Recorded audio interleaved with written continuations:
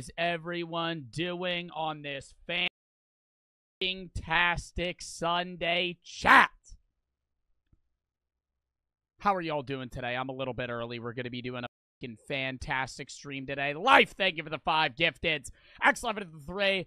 Step mom is gonna go through chemo fighting breast cancer. Her and dad just got engaged this month. W John for proposing. Well, W proposal. And I hope the chemotherapy goes well. Rid, Swarm, Maya, Chucho. Best for the fucking 5 gifteds. Thank you for the fucking... Well, actually, no. Best for the fucking gifteds. Thank you for the 15 subs. I don't even know how many that is. Paid for the sub. Best Elder Ring player. Thank you for the gifteds. USD, take it. Brief for the sub. Dub in the chat for that. Thank them for the fucking gifteds. Enforcing Aiden, I Frigid, Rare, Lugel, Doinks, Oliver, Joe for the sub, Burritos for the 5, says W charity stream, Not, and Carries for the sub, Aiden for the 3, me and my girlfriend really love your streams, thank you, F for the 3, last message in May was about non-Hodgkin, my Hodgkin's lymphoma actually started a little bit back in February, I'm glad to say I'm officially cancer-free, dub in the f***ing chat! Once again, thank you for the streams for charity, it means the world, proud to be a Barfire, do not forget to bring back Bud Wars and Val, talk soon, thank you for the f***ing nice bit, Dono, and congrats, on, you know, being cancer-free. I'm glad that you can beat Hodgkin's lymphoma. Pink and White for the sub, Zoru for the sub, Zayzal for the sub, Luke's for the 3 already for that, Kofo and Mini for the sub. Chat, today is a stream, okay? We are raising money for F Cancer, one of my favorite charities. They asked me to be in their July takeover, and I was like, fuck yeah, I will do that. And so we are going to be raising money today for F Cancer. Literally just means fuck cancer, but obviously they're not going to in the username of the charity, but I've worked with them in the past. I think I've done 2 or 3 charity streams with them previously, and I've donated money to them before, you guys as well, during the charity stream if you're somebody that donated when I was raising money for them. But yeah, we're going to be doing a charity stream for them as well as reacts. I usually do react days with charity streams just because they blend the best together, and I can read and shout out them as I normally would regular donos. PSA, if you planned on sending bits today or money to me or just money in general or subs or whatever, you can donate to F Cancer, exclamation point F Cancer. It will link it to you. The Tiltify link is currently pinned in my chat. If you check the pin by Scully Foo. We're trying to raise $3,000 today. Hopefully we hit that and we can up the goal. I just like starting with something, you know, normally I start with 2K, but today we're starting with 3. I'm being a little bit more ambitious. I hope we're able to raise a bit more today. Because I've been shouting it out on TikTok and Instagram and everything and just telling you guys about it as well. So hopefully we're able to, you know, pull more, donations today. If you can't donate, no worries. You know, I appreciate you just being here. Don't feel bad. But, you know, any donation, I appreciate. You can donate any amount of money, $1, $1,000, $1 million, whatever the fuck you want to donate. And instead of sending bits, send the donos there because, I can read the donos to Tiltify as I would a regular dono. So you're allowed to include a regular message, that I can read, and the money goes directly to F Cancer. If you don't know F Cancer as a charity, they've been around for a while, not as long as, you know, a lot of other older, cancer-based charities. But basically, they help with a lot of things, one of which is obviously just cancer treatments, 2, cancer research, 3, cancer prevention. So they do a lot of outreach trying to help people prevent cancer, like anti-smoking and a lot of other stuff. I think I covered all the things that they do. Let me actually read their thing. Yeah, they create educational community clinic programs to promote prevention and early detection, build tools, resources for those dealing with cancer currently. And they also help with resources to navigate, manage, and cope with cancer mentally and physically. So it's like therapy and psychiatric help as well. They do a lot of stuff, right? They're kind of all over the board. Great charity. I really appreciate them doing the work that they do. Great people there, really nice in how they've, you know, worked with me and my manager and everything, inviting us to do this July takeover with them.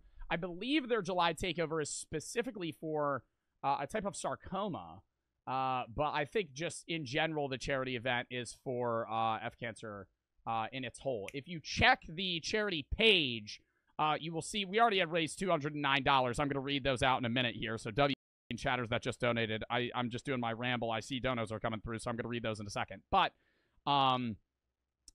we have a lot of goals here. A lot of these are preset by them, and it's just kind of telling you where the money's going to go for and what it funds. And then I have my own, like, I have, where's mine? There's Jiggle Machine is mine, Shotgun Liquid Death. Add channel point redemption of chat's choice is 1,000 to 500 biddies. Or not 1,500 biddies, $1,500. 1,500 biddies is $15. But you can see the things that they have here is what the money's actually going to go towards for this specific July takeover. $40 raised, which we already hit, is an HPV vaccine to prevent up to 6 types of cancer for women. We have 1 free cancer screening for $115. We have a virtual support group meeting for patients and cancer for patients, and then it cuts it off. It's for cancer patients and their family members. For $350, we offer virtual support groups to help our community that is dealing with that. That's mine, Jiggle Machine. 1 personal ink tattoo post-mastectomy, which is when, correct me if I'm wrong, when you get your breasts removed for breast cancer. Because a lot of women that are going through breast cancer have to get that removed. Somebody said, yes, he did. What are people spamming? Biden dropped out? Hold up.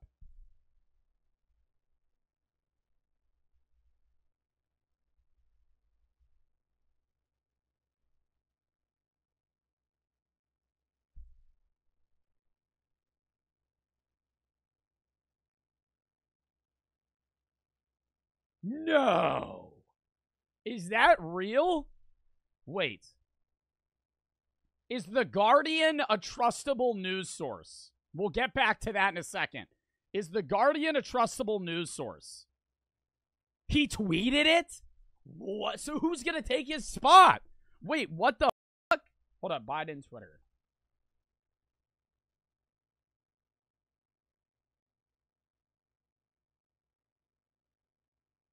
What on what account?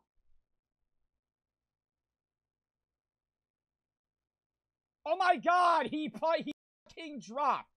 Hold the fuck up. Hold the fuck up. Hold up.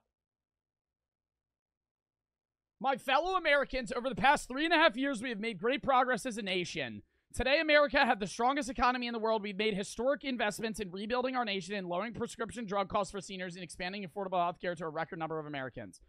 We've provided critically needed care to 1 million veterans exposed to toxic substances, passed the first gun safety law in 30 years, appointed the first African-American woman to the Supreme Court, and passed the most significant climate legislation in the history of the world. America's never been better positioned to lead than we are today. I know none of this could have been possible without you, the American people. Today, we overcame once in a century pandemic and the worst economic crisis since the Great Depression.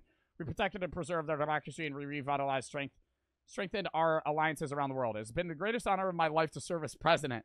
And while it has been my intention to seek re-election, I believe it is my best... Hold the fuck up! I believe it is in my best interest of my party and my country for me to stand down and to focus solely on fulfilling my duties as president for the remainder of my term. I will speak to the nation later this week in more detail about my decision. For now, let me express my deepest gratitude to all who worked hard to see me reelected. I wanted to thank Vice President Kamala Harris for being an extraordinary partner in all this work, and let me express my heartfelt appreciation to the American people and faith and trust you've placed within me. I believe today, what I always have, that there is nothing America can't do. What we do when we do it together, we just have to remember we are the United States of America. So who the fuck is running on the Democratic side now? The election's in like 3 months. What's happening? So who's running? Kamala? I don't think. Well, the Democratic, it's not. They're not running to see. They can't run to see who it is. So the fucking party heads are going to elect a nominee. Who are they going to put? Holy shit. I mean, the 3 people that I've heard names get thrown around are Robert F. Kennedy. I mean, obviously Kamala Harris, just because she's the fucking current vice president. And then, Gavin Newsom, the governor of California. But I don't think he wants to be president. Brent Peterson? They're not gonna elect Brent Peterson. Oh my god, Biden dropped out of the race. What the fuck? Oh my god, Biden dropped out of the race. Holy shit. Who is he gonna go against? Yo, honestly, I feel like that's good. Because now he would not have won. I'm saying that right now. There was no chance. I literally said I was voting for Robert F. Kennedy. I didn't want to vote for Biden. And I voted for Biden last term. I'm not voting for Trump. But I can tell you right now, I was not voting for Biden. But who the fuck are they going to replace him with? Mr. Beast? You have to be 35 to be president. Mr. Beast is like 25. Yo, what if he, like, dies, though? He got COVID. What if Biden's, like, actually, like, about to die? And so they're doing this. Like, what if Biden, like, legit keels over in, like, 2 months? You should run. I'm 22, bro. I can't run for 13 years. I can't run for more than half of the time that I've been alive. I'm way too young. I just got out of college. I would never win. Nor would I want to be. Move on? Buddy, what do you mean move on? This is a pretty big piece of fucking information here for the United States of America. Oh, just move on. You've been talking about it too much. I've been talking about it for fucking 3 minutes. Biden's dropping out of the race for the presidential election. I think that's a means for me to talk about it. All right, let's read some donos for F Cancer. UTC for the 7, Nick for the 5. It's F Cancer. Knew it was going to happen, did it? But seeing it is crazy. Biden dropping out, yeah. No, I didn't. Everybody was talking about it, but it was like, I really thought that he was just going to be, for the longest time, just be like, kind of, stubborn and be like, I'm gonna run. Connor for the 1. Dr. Gus for the 10. To F Cancer. Really appreciate your streams and charities that you raise money for. Hope you have a good day today. Thank you. Chuck and Jack for the sub. Jack for the 10. To F Cancer. Gotta go to a baseball game. Have a good day. Benjamin for the 10 to F Cancer. Dio for the 4 to F Cancer. Allison for the 126 to F Cancer. Not a huge channel. Love the content. Charity being supported. Thank you. Wi-Fi for the 5 gift bids. Hist and Carmela for the sub. Benji for the 4. A year ago, I was very suicidal. You helped me get through it. I love you. Thank you for the fucking nice dono. And, dub that you're doing better mentally. And if you're ever going through something, get the help you need. Jay for the fucking 10 to F Cancer. Cancer kind of mid here. All the money is for the greater good. Cedar for the 10 to F Cancer. My father recently got cancer. I'm sorry to hear that. But taking care of him, see somebody you love suffer, and you can't do anything about it is awful, and I never wish this pain on anybody. I'm sorry that you're going through that. I'm sorry that your family and your father is going through that as well. And I hope, that he's pushing through it, and I hope that he gets better. But regardless of the situation, it's horrible that you and your family are dealing with that. And your father. Colin for the 1. Says W Stream. White for the 15 to F Cancer. Actually only donated $10. Meant to do 25. No worries. Thank you for the 15. Steak for the 10. Dave for the 5.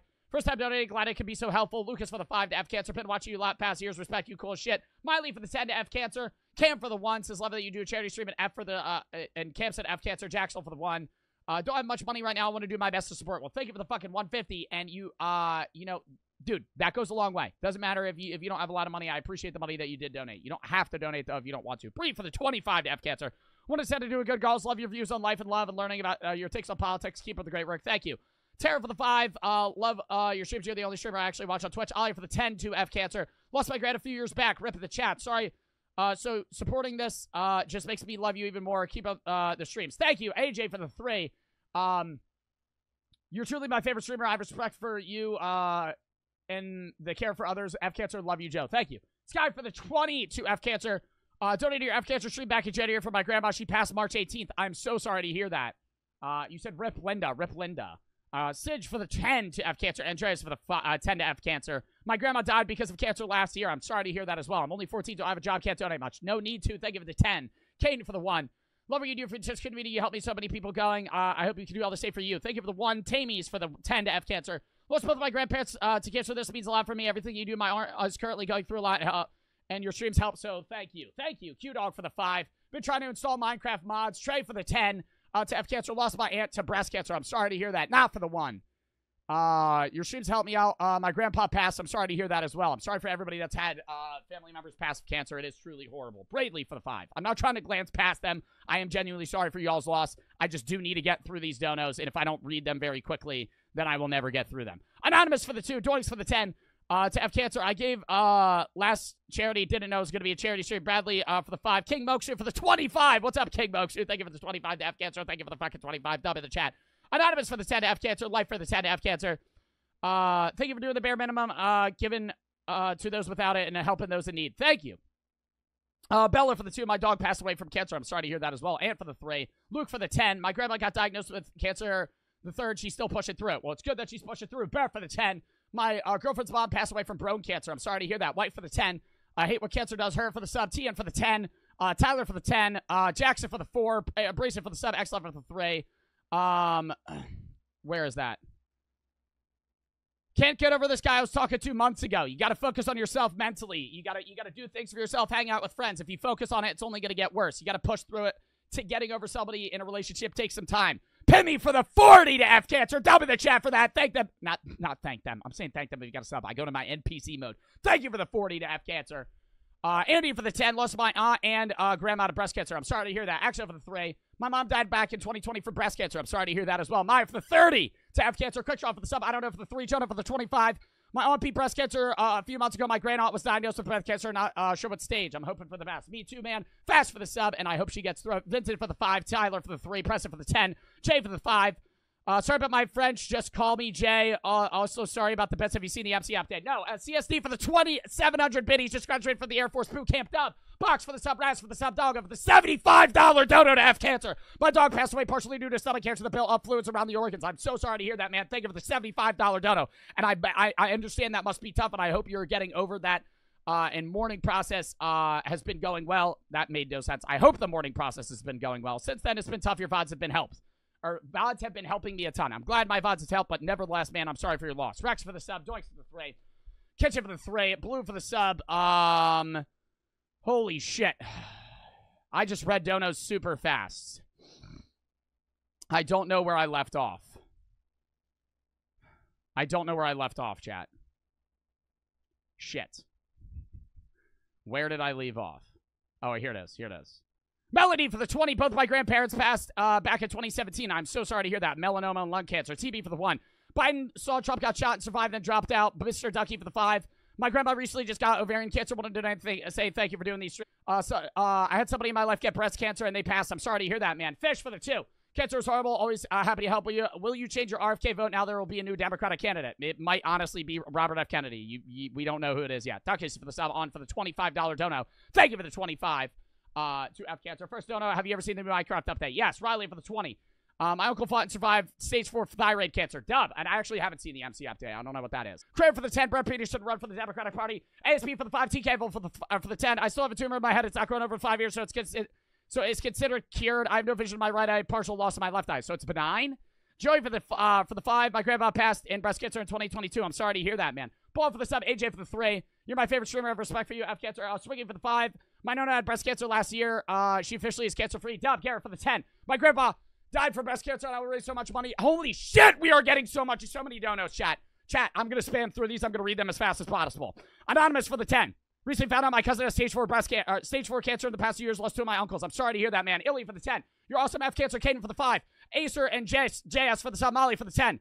Currently in pre-op. I got it for my YouTube recommendations lately. F Cancer. Dark for the sub. Ray for the 10. Oh my god. I did not think we would be getting this many donos. I'm sweating. I'm sweating.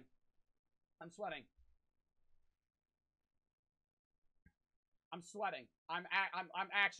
I'm like sweating from reading so fast. Holy shit, I'm red. That's in part because I'm sunburnt. Chat, I'm trying to read them, dude. I'm trying to read them. Thank you to everybody that's been donating. Chat. I'm trying to get through y'all's donos. Holy shit. Okay.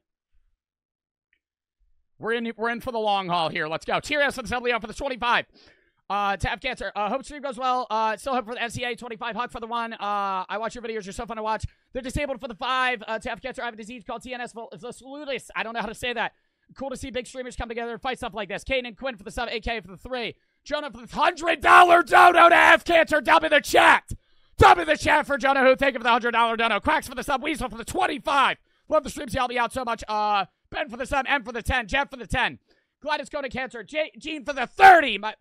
For my mom's passing to the battle of breast cancer, her name is Priscilla, and she showed so much sacrifice and selflessness, strength to me and my sister. I miss you so much, Mom. It's been 8 years. I'm 20 now. I am sorry for your loss. And holy shit, you lost your mom when you were young. I'm sorry about that, Gene. You're strong for pushing through that, and your mom would be proud of you. Mike for the 10 to F Cancer. Abrasive for the 10. You've helped a lot of people, I believe. You will help way more. Keep up the great work. F Cancer. Crossy for the 2. Take your breath. You're running. You're turning red. Fat Boy for the 5. Been doing dishes at McDonald's. Would you be open to doing different ways to smoke weed tier less? Yeah, maybe another day. Tune up for the 3. If you have any videos you want to watch, games you want to play, or video ideas, video suggestions, shop, game shop in the Discord. Exclamation point Discord. Video shop, game shop. I find most of the videos on skins that I play. Mars for the sub, Robin for the 5, Kevin for the 1, Blair for the 10. Heard that TNC wants something to do with Robert F. Kennedy. Maybe. Dill for the fucking 10. My mom had thyroid cancer and she beat it almost 15 years free. Dub, aka for the sub, Geek for the 1. Little Butthole for the 50. To F Cancer. My grandpa had cancer 5 years ago. Long journey. She finally beat it. Dub, Queen for the 10. My oldest sister was 25. Got cancer earlier this year while she was months pregnant. I appreciate what you're doing. Well, I hope she's all right. Megan for the 5. Logan for the 1, or for the 10. Marshawn for the sub. X11 for the 3. Sorry for asking. How do I donate to the website? Exclamation point F Cancer. It's the Tiltify link. You hit it. You can donate through credit card, debit card, PayPal. You might even be able to fucking send in a check. Who the fuck knows? Christopher for the 25 to F Cancer. Velocity for the 10. Oh my God. Been watching for a long time on YouTube. Mainly been watching the streams. Dub Fish for the sub. Swing for the 1. Oh my God. Love your streams. It helps. Alex for the 10 to F Cancer. Also for the sub. Team Marshall for the 5. I'm a poor student, or for the 1. I'm a poor student. Don't have much money. No problem, man. Thank you for the 150 to F Cancer. Holy shit. We are caught up.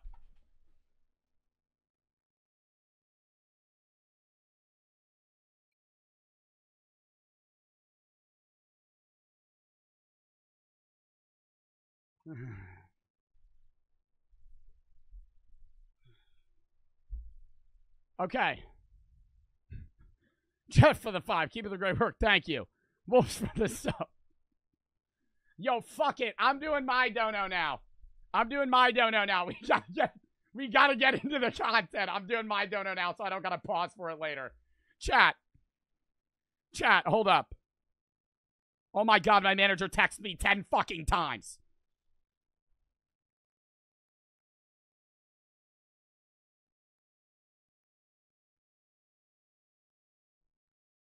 One second. Chat. Pause.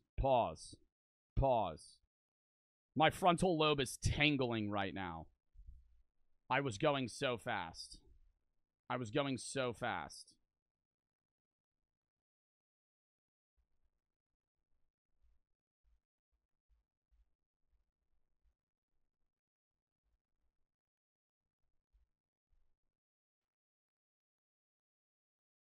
One second.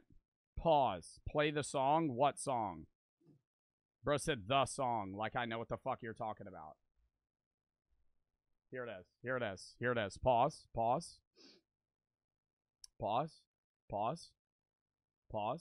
Did it go? Joe Bart for the $200 dono. Dub in the chat. Okay. What are we at now?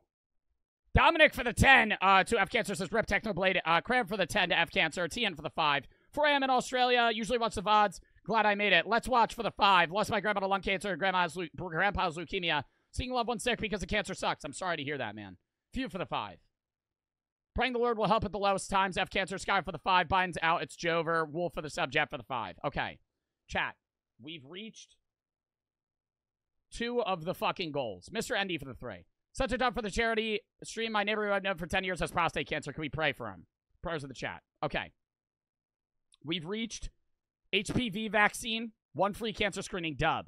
Virtual support meeting for patients and cancer patient families. Virtual support groups for the community. Jiggle machine. We're going to do that in a second. 1 personal ink tattoo post mastectomy, and we have to shotgun liquid death. Do we shotgun liquid death on the fucking jiggle machine? Just for the sub. Zizoru for the $200 dono. Duh! Kennedy for the 5. Jack for the 1. I lost my grandma to cancer when I was young, but I hope I can help other people that are going through cancer. Well, thank you for the fucking $200 dono, you goddamn goat. Zizoru. I think I'm saying your name right. Thank you for the $200 dono to F Cancer, you fucking goat. And I'm sorry for your grandma passing. You know, I'm sorry for your loss. I'm sorry for your family's loss as well. And thank you for the fucking dono. That will go a long way. Connor for the 5. I know it's a lot, trying to donate as much as I can. Thank you, ET for the 10. Dad for the 1. My aunt's getting tested for cancer tomorrow. I hope she doesn't have it. Elias for the 30 to F Cancer. I would type something else, but you're reading too much. Journey for the 5. Krusty for the 10. Mods have a group chat where they all go all in, where the odds are 3-1 to get extra channel point redemptions. Love gambling. What? Biden dropped out. We know. Anonymous for the sub. All right, we're shotgunning a liquid death on the jiggle machine. Let's go. Hold up.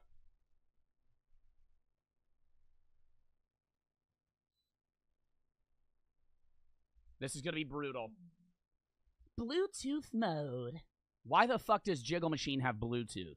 Can somebody answer that for me? What is the purpose in that?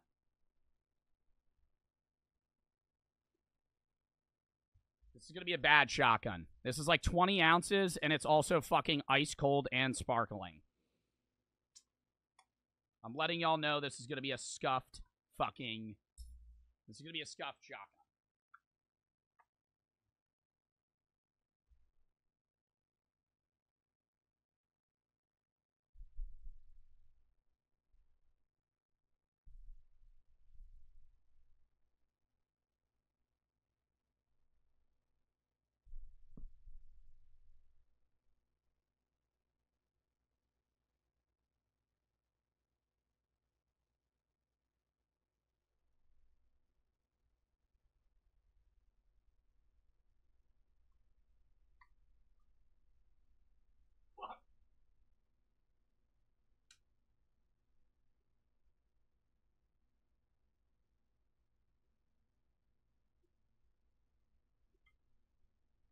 Oh my god.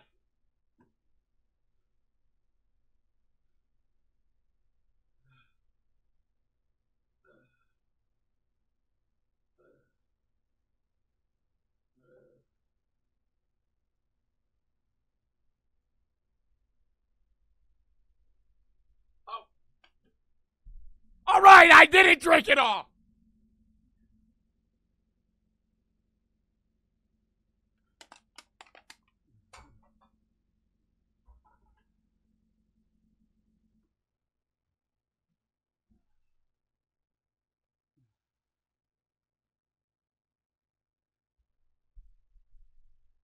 Oh my god. Yo, that started out as a pretty good shotgun, though. For what it was. Dude, it was hurting my stomach. Because as I was swallowing, it was like vibrating, and I feel like it was like... sorry. I feel like it was making it fizz. More in my stomach than normal. What the fuck was that? Bro, I don't know. My stomach is killed. Yo, last night, quick story time before we hop into the reacts. And we need to hop into the reacts. But, dude, last night, I ate a double meat Chipotle burrito, Chinese food, and then ate an entire Denny's Grand Slam. I actually contemplated going to the hospital. At one point, I was sitting down. I was sitting down like this. Like, kind of like schlumped. And I was watching the Kingsman movie. And I was like, I can't move. I was like, if I move, I'm going to throw up. But, like, you know when you're too full of piss that you can't pee? Because you can't... Okay, that might not be relatable. Have you ever been too full of piss that, like, you actually can't pee because you can't condense your muscles to, like, piss? I was so full that, like, it hurt. But I kept eating because it tasted so good. And so I was like, fuck it, I'm just going to finish it. And so I ate 2 pancakes, and that's what did me in. I ate the 2 pancakes at the end of the Grand Slam, and then I sat there, and I was like, dude, I can't throw up. I was like, if I wanted to throw up right now, I wouldn't be able to. What are you talking about? No, I had a really bad piss experience. When I was at a Dave & Buster's, I used to have a pee problem when I was a kid. I already told this story. I used to have a pee problem when I was a kid. I used to pee every, like, 10 minutes, and so I used to have to do, like, intervaled peeing, where they would like, start a timer, and I wouldn't be allowed to pee until the timer went off. And I really had to pee at a Dave & Buster's after I drank, like, 2 sodas. And I couldn't pee. Like, I wasn't allowed to pee. And so then when I was allowed to pee, I went, and Biden dropped out. I know. And when that's abuse. That's not abuse. It was trying to help my bladder. And so I went to go pee, and when I remember I stood over the urinal, and I was like, and I remember in my head, I was probably like 7 years old. I was like, I can't pee. I was like, I can't pee. What do I do? And so I was just standing there, and I was like, and it got so bad. Okay, this is how bad I had to pee. I started sweating. And I've had that happen about 4 times in my life, where I've had to pee so bad that I start profusely sweating, because it's like you're like panicking, because you're like, I really need to pee. Like, what do I do? Right? So I'm like sweating, and I close my eyes, and I get into like a meditation mindset, and then I finally was able to pee. It came out, it was like a leaky faucet. We're gonna move on. Suck over the sub. Joe Watcher, thank you for the 10 to F Cancer. Wanted to busy a game on stream, but this is better. I think you meant bye. Thank you for the 10 to F Cancer. Razbian for the 3 to F Cancer. Money's a little rough right now. I hope this helps. Luca, thank you for the 10 to F Cancer. Animating you and Lego, I was wondering if you would watch it on stream. Yeah, send it in the video session tab. Anonymous for the 10 and the other 10. Love the streams. Keep it up. Always brighten my day when your noties live. Joey for the 10. Tuna for the 3. Didn't realize you was a freak like that. Amar for the 1. My 16th birthday was recently. Been so busy. This is the first time I've been able to join. Well, happy birthday. Fat Boy for the 3. Already saying those words after that shotgun. That wasn't even alcohol. That was water. Joe Bart for the 2. I have Brokey and donated as much as possible. Sorry, Joe. You're good. Def for the 1. Last year, my science teacher had cancer. Somebody said that they hope the cancer kills them. Yeah, fuck that, motherfucker. First for the 3. Actually found you, or not for the 3, for the 10 to F Cancer. Found you playing Storage Wars one day, and since then been hooked. Dub. Also turned 18 yesterday. Happy birthday.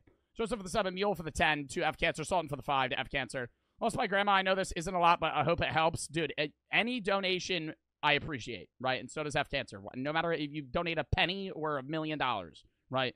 Still appreciated. Epic for the 5. She sells seashores at the seashore. DS for the $50 dono.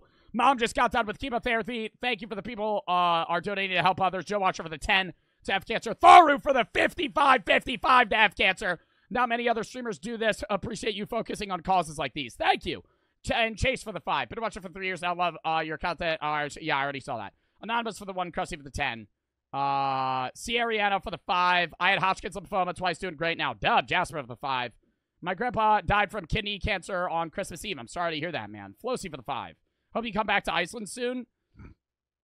We gotta have a J together. We have the best za in the world. I doubt Iceland has the best weed in the world. I'm so sorry. I'm so sorry. Sucker for the sub, Lucas for the 10.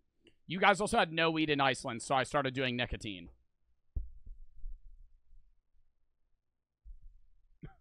No weed in Iceland, so I started Zen. Lucas for the 10. I already read that. Gabe for the 10 to F Cancer. Both of my grandparents passed away from cancer, so I appreciate you doing this. Also, I believe Robert F. Kennedy also has a chance now. Loose for the 3. All right. Anyways, so you started. Chad, I don't still do nicotine. It was when I was in Iceland for a week. You know, I was, you know, if I'm being real, I was fiending for weed, and they didn't have any. So I went to the store, and I said, give me your lowest milligram Zins. And they said, what the fuck are Zins? And then they handed me a pack of Velos that were 1 milligram. And as I walked out, they said, Americans make no sense. And then they started speaking in Icelandic again. So they made fun of me. And then I went to the store the next day and bought a bunch of candy for the candy review. And it was the same guys. And they saw me buy a bunch of licorice and didn't say anything. Loose for the 3. Cameron for the 10 to have cancer. Thanks for the all the laughs. No problem. Thank you for the fucking 10. You're an addict, bro? Shut up. Shut up! All right, yo, we're also at $1,880 before I even showed you guys what videos we're reacting to. We reached the last goal. Add channel point redemption of chat's choice. What's a channel point redemption you would like me to add, chat? Did you talk about Biden? Yeah. And then we'll get into the videos.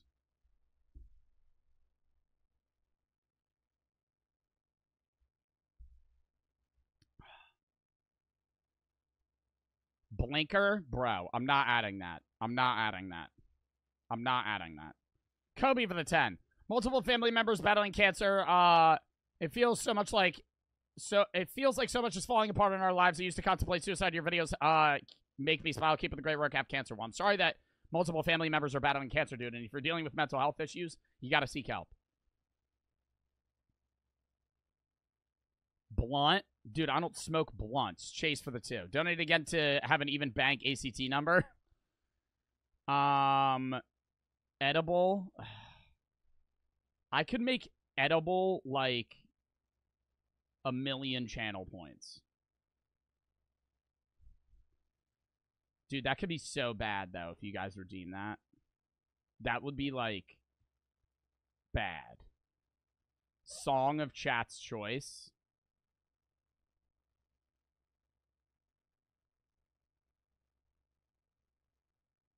I could do play Song of Choice. But that's kind of stupid.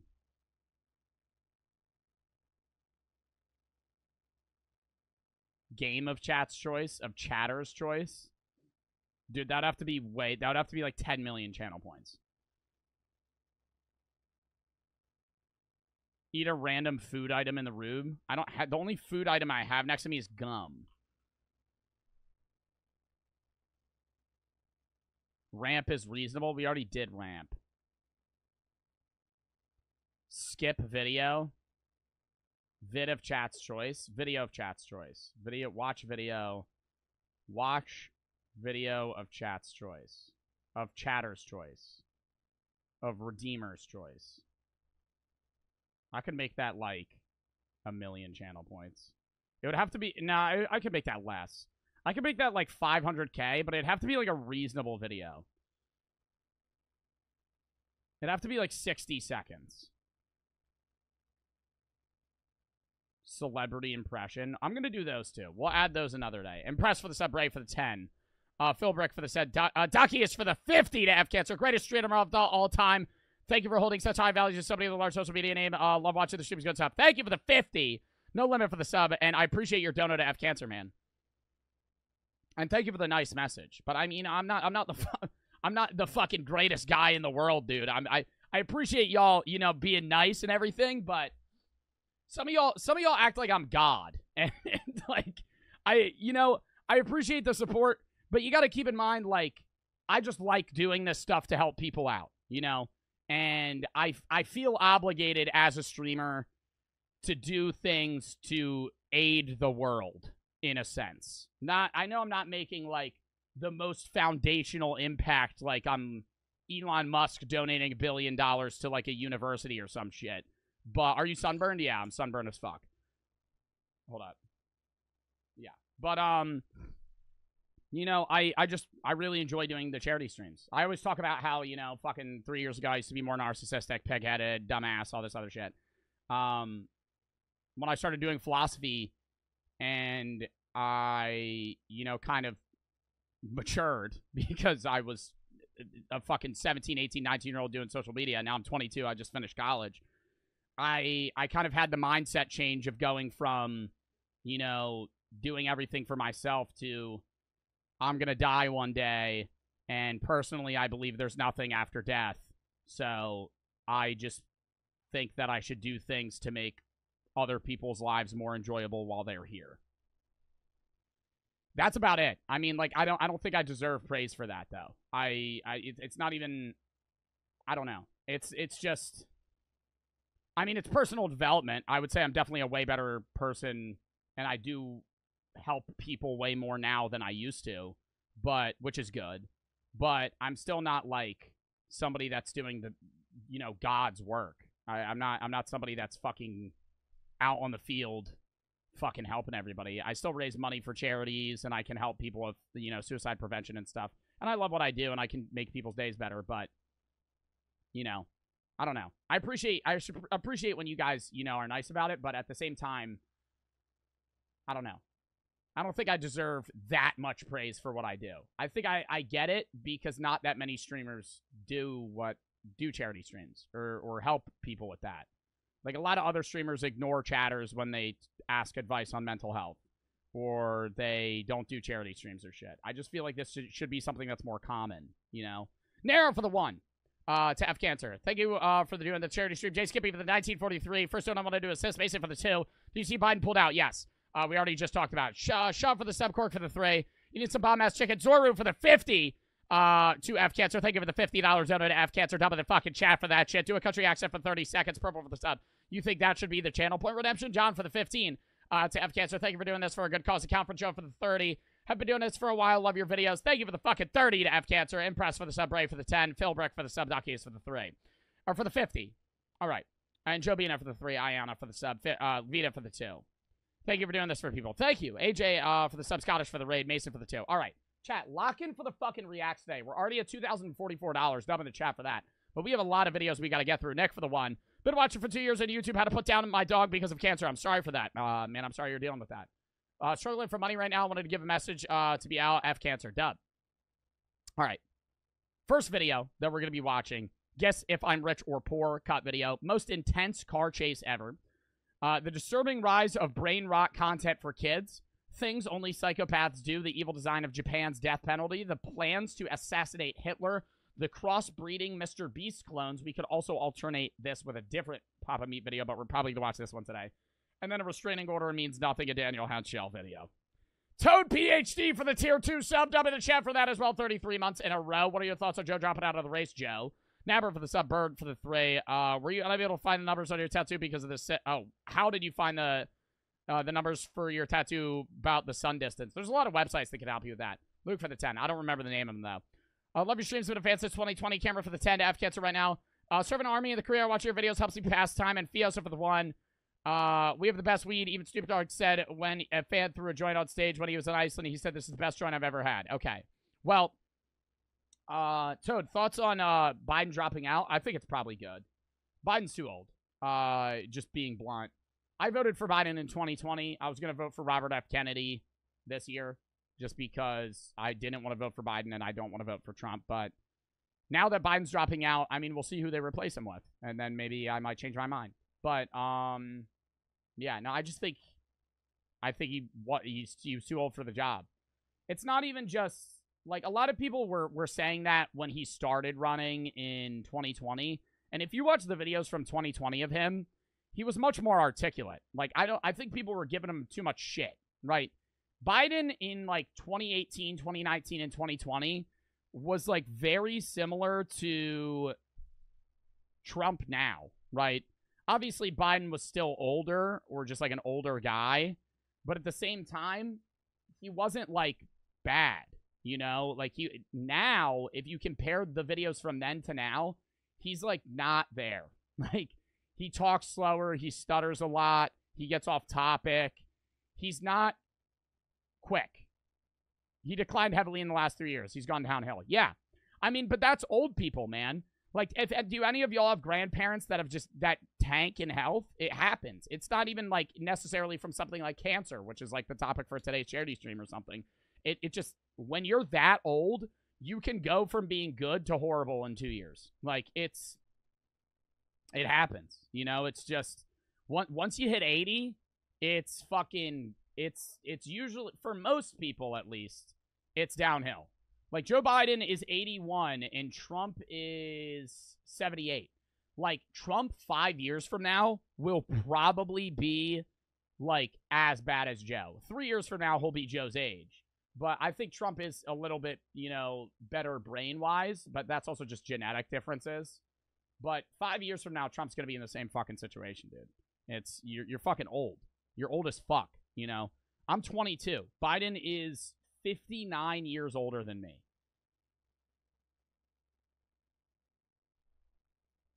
All right. Let's get into the reacts, though. Zach for the 3. Love you, dude. My mother has cancer. She's okay now. I wanted to donate more to a good cause. Thank you. Wish for the sub, little Coke for the 3. Pull to make 250K bar bucks. Joe does a random Fortnite dance. What does the question mark tattoo mean? Everything that you've ever known has come from questioning things. Human evolution has enabled you to be smart due to the fact that you are a curious creature and you try to find answers for things that you don't understand. Not even just science specifically, but who, what, where, when, why. It's the Gravity Falls font tattoo because I love Gravity Falls. But I got the question mark just because questioning things is kind of the whole purpose of you, right? Everything you've ever done since you were a kid, when you're 3 and 4 years old and you're trying to learn the world, you ask questions Why is there a water tower? Why is the grass green? Why is the sky blue? Why? Like, why is a big thing? And then what, when, where? You know, like, you try to find knowledge innately. Some people do it more than others, but at the end of the day, the only reason you're as intelligent as you are is because you question things. Gecko for the 5. I like to give a little to charity, to all the charity streams. Lost my uncle to pancreatic cancer. I'm sorry to hear that, man. That one and Joe for the sub. And I think we're caught up. Or Abby for the 10. Did I read that? 2 years ago, I lost my dad and grandma within 4 weeks of each other due to cancer unexpectedly. Also, the cancer scale myself this week, but results came back all good. Well, it's good that you don't have cancer. And I'm sorry that you lost your grandma and your dad. Holy shit. Mr. Milk for the 3. Lost my dog in 2020. I'm sorry to hear that. Fiosy for the 1. I think Ashton for the 1. Both of my grandparents passed away from cancer in 2016. I was only 6 when that happened to hit me hard. 2023, my other grandpa died, and it's really sad. I'm sorry to hear that, man. All right. Lock in.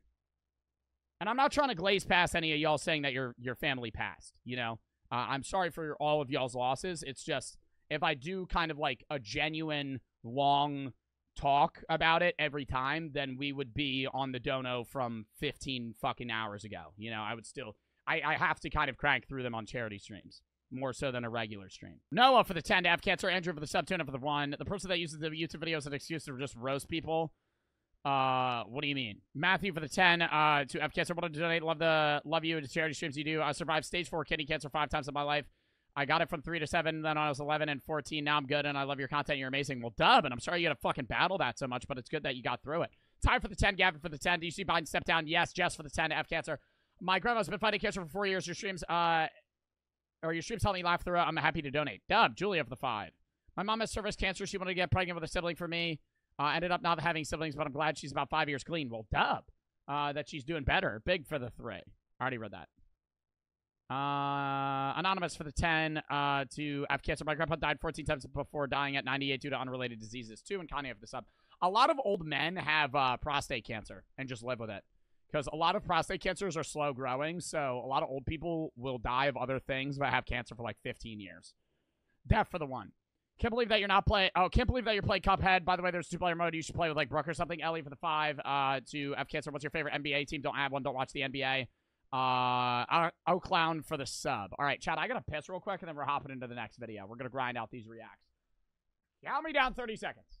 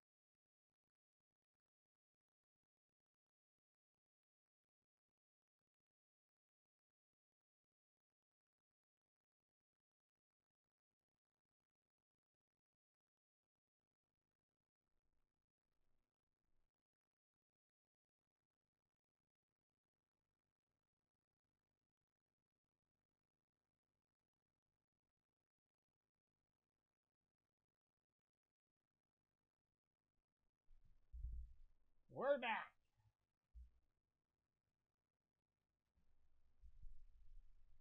All right. Oh, Joe for the 1. My grandpa died for cancer when he was 60. I never met him. My mom keeps telling me stories about him being a great man. Sometimes I wonder what life would be like if I could just see him just once. Streams really helped me. W Cancer. Kale for the sub. Clown for the sub. I'm sad you never got to meet him, dude. I'm sorry about that. All right. Most intense chase ever. Lock in. One of the most high-octane chases that's ever been captured on film.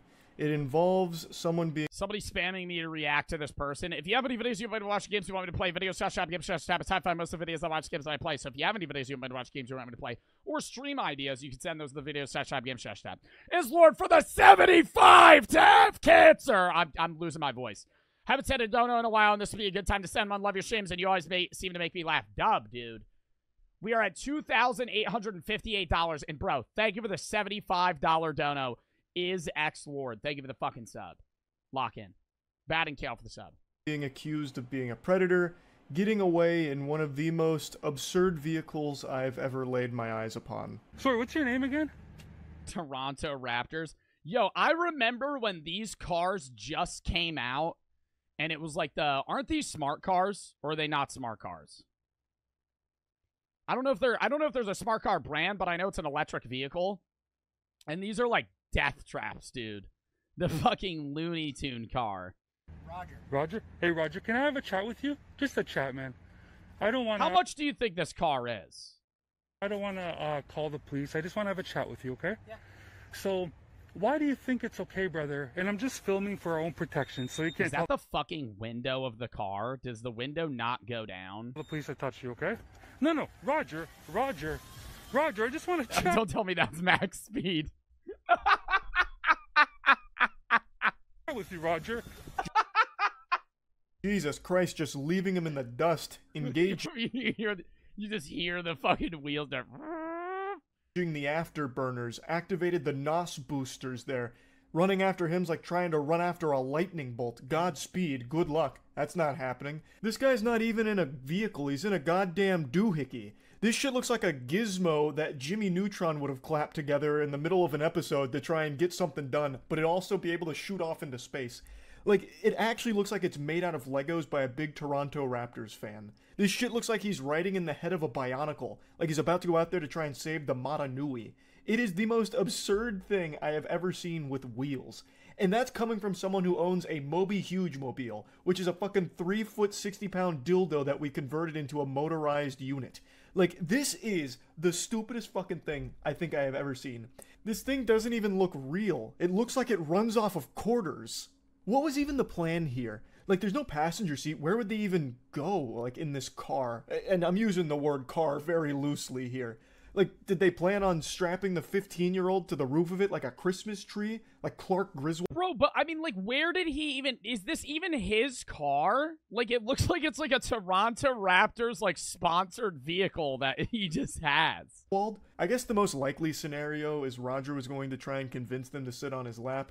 But now his Oh my god, and then drive that car? plans have been foiled. He's being confronted and he's freaking out, so he's doing the only thing he knows how to do. Most likely Throw that stole it. bitch into... Most likely stole it. How are you going to steal that thing, chat? You try to steal... That'd be like stealing like a fucking electric scooter that goes 5 miles an hour. Like, you're not getting away. You're not getting away. I could walk and follow you. You're going to pick it up? I don't think you would carry that. That thing probably still weighs a lot. Perry for the 25 to have cancer. My brother had leukemia at 5, but thankfully made a full recovery. Love the streams. Keep it up. It's Stone for the 1 to have cancer. Feels good to be doing something to have cancer. Dub. Fucking 12th gear. All right, we'll get to the rest of the video. Dean, Roger, you can't do that. Roger! Dude, he's not even doing like a sprint. Like, you can hear his flip-flops hit the ground. He's doing like a light jog. Shame on you, Roger! And he's just looking the other way. This has to be fake. She's only 15 old, Roger! Bro. Roger! Oh my god, is he gonna... How does this thing not flip? Listen to that engine roar. No doubt this puppy runs off pure testosterone and diesel. There's like a fucking V8 in there. This feels scripted? Dude, that's what I'm saying. Like, where did he find the... Like, this can't... This looks too... Oh my god. Raptors Nation on the back. The cops will show up, Roger!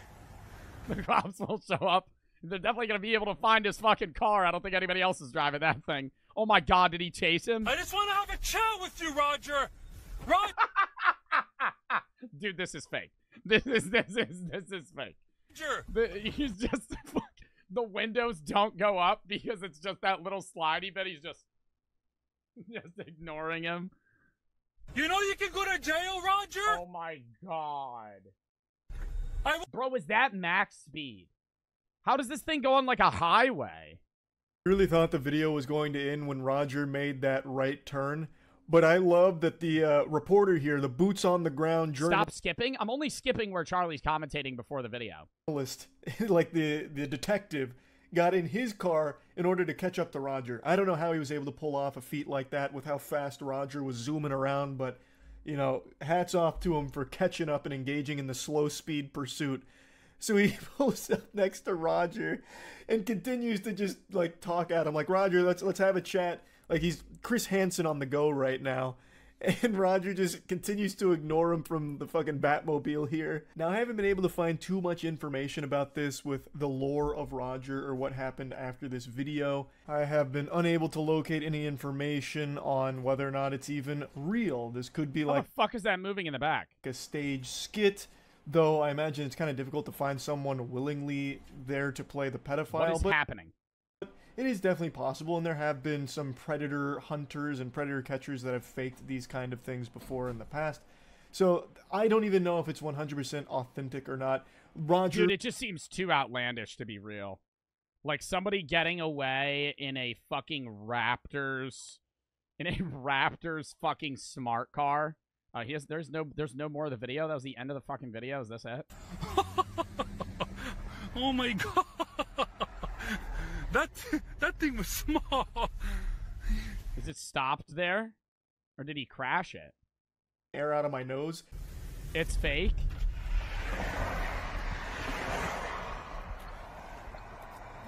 Hey, Roger! Dude, that is literally going 5 miles an hour. Can we talk? That's definitely fake. That has to be a fake video, chat. We don't need to watch the rest of that. Because it's just Charlie's commentary on it. Bro literally got away in a phone booth. Sounds slightly upset. Teacher talking to a first grader. Shame on you, Roger. Sounds quite polite. Dude's getting away in an arcade machine. Actually. Like one of those ones you would put $1 in and you get like a minute on it. Killer for the sub. Joe Erlin for the 1.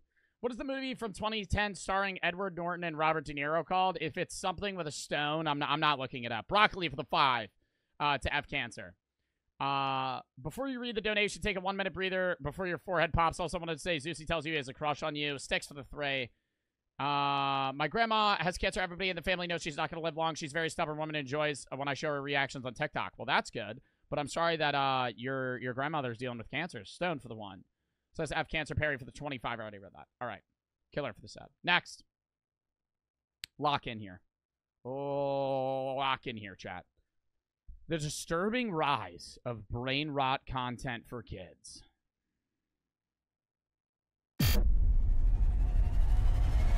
Do we really need a warning label for the fucking skibbity toilet we're about to witness? So do you know what Riz is? I started with a couple of videos, then I started watching more and more. And then I got fully involved into like the skibbity toilet lore. And it's actually like, it's like a lot deeper than you would think it is. So for the first video, it starts out and like basically it's a feud between the camera heads and the toilet people. And I want to, okay, and so the toilet people it's basically just like a head from like neck up, but it's like sitting in a toilet, and they're like kind of like the people most people side with, right? But then there's people that also like the camera heads, and the camera heads are like full-figured humans, but instead of like a regular head, it's just like a security camera, and they've been like battling each other for like millenniums. I'll take it though. How do you know this? You can watch one Skibbity Toilet video, and that's Skibbity Toilet. Bad for the fucking 10 to F Cancer. Childhood cancer survivor diagnosed at 9, and now 14 in my 4th battle against Ewing sarcoma. I only have 2/3 of my lung and missing some ribs, but still standing. Dub, dude. Well, it's good that you're fucking pushing through that, and WU for fucking battling that shit. And F Cancer in the chat. Antoine for the 5. Double triple grimace shake on the yacht. 4x4 Sigma style. Extra quandial dingles with the Skibbity. Dude, the worst meme is the one where it's like, we could go yacht for yacht. Fuck that. We could go Riz for Riz. That's brain rot. It's not even like only in Ohio or fucking any of those memes, they're brain rot, but when you start making stupid compilations like to songs that actually exist, but you're replacing the words with like Riz in Luxmax and fucking Skibbity. Oh, it's horrible. I love Sweden for the 10 to F Cancer. Watch this documentary called Europa, The Last Battle. It opened my eyes. Highly suggest watching it. Perhaps the most important documentary in the century. Go watch it. I'm not looking up that website. In a squeeze. I teach 7th grade. They are still performing on the 4th grade level. Brain rot. I don't think that's from brain rot. I think that guy's saying I teach 7th grade, they're performing on the 4th grade level. I think that's because Gen Alpha is... Gen Alpha is way more on technology than ever before. Like, even you guys who are younger in my chat, like if you're like 14 or 13, right? The majority of you guys are probably like 16, 17, but for the people that are like 14, 13, you still had a large moment of your life where you weren't just sitting on your phone like all the time, right? Like you probably went outside and did shit and you still had written homework. But now it's like, dude, like 3rd graders have iPhones and iPads, and they understand meme culture and like social shit more than we ever did, but they have no knowledge in terms of like reading level or math computation or anything of those sorts. So it's like they've gained knowledge in one end, but basically entirely lost it in the other. Word that people throw around all the time. My sister has an iPhone, she's 6. Yeah, that's whack. Because it's just it's just gonna take their attention away from because it's so stimulating to use a phone, and having that when you're like 6 years old is just, oh my god. Like, dude, it's like it's just giving somebody fucking cocaine. Like, you're just gonna sit on that shit all day and just watch videos. Like, I used to watch YouTube all the time when I was younger, but not until, I don't know, I was probably 10 when I started watching YouTube a lot, but I still always got my homework done first. Honestly, it might not even be, it's social media in general, but I also think it's parenting. I think people are letting their kids go on social media and technology for way longer than our parents allowed us to. It's Gen Alpha, right? Like, Gen Z is the end of Gen Z started having that problem, like people that were born in like 2010. But then it's just gotten worse and worse. And possibly the biggest phenomenon to come from the internet in the last 10 years. But in reality, what does brain rot actually mean? And do people really have it? My name is Visual Venture, and I hope you guys enjoyed the video. What is brain rot? Brain rot describes individuals who are chronically online. Those that use... I thought brain rot describes a type of thing that rots your brain, not people. Jonah for the 3. One of my best friends had a brain tumor, needed surgery. The tumor was too close to the brain, so he couldn't do the surgery. He passed away. I'm sorry to hear that, man. Vigo for the 769 to have cancer. Lost my grandpa to cancer when my mom was 20. I was born when she was 32. Never got to meet him. Dude, I'm sorry to hear that. And Traveler for the sub. Love Sweden for the 3. Social media not just as an entertainment source, but a guidebook on how to live life. Brain rot content is often described as repetitive, low effort, and flashy. But at its core, brain rot can also be a term for people who spend too much time online to the point where it's affecting their mental and even... Bro, you know the trigger start of brain rot? Subway Surfers. Not the game, but when... about a year and a half, 2 years ago, so a while back, when they started having, like, Family Guy clips on TikTok, and there was still stupid memes, but nothing was really brain rot. It was just, like, dumb memes that would kind of get run to the ground and then forgotten. Like, Big Chungus is, like, considered brain rot, but it wasn't brain rot at the time. It was just stupid, right? And then when they started adding, like, a video within a video is when shit just got low attention span, stupid, even physical no effort. Health. Skibbity Toilet, Cocomelon, and Fortnite memes are some examples of what brain rot can include. That or content with lots of jump cuts, sudden effects, and a ton of internet slang. I'll take a double triple grimace shake on a Gyat, 4x4 Sigma style, extra quandial dingles with the skibbity and the squeeze. Brain rot. Bro, who's watching that though? Like, dude, the average audience age for a video like this has to be like 6.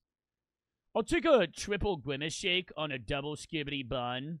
Content is created with one purpose and one purpose only: to get viewers. Many creators have cracked the code on how to make content addictive to watch. By keeping content fast-paced, colorful, and stimulating, it tricks the brain into believing. Dude, and the problem is, like, the monetization for kid-based content is so high. Like, Cocomelon's one of the highest grossing YouTube channels of all time. They make more money than Mr. Beast. Cocomelon, Social Blade. I always forget the name of the website. Cocomelon Nursery Rhymes makes $90 million a year as a YouTube channel. Mr. Beast makes 101.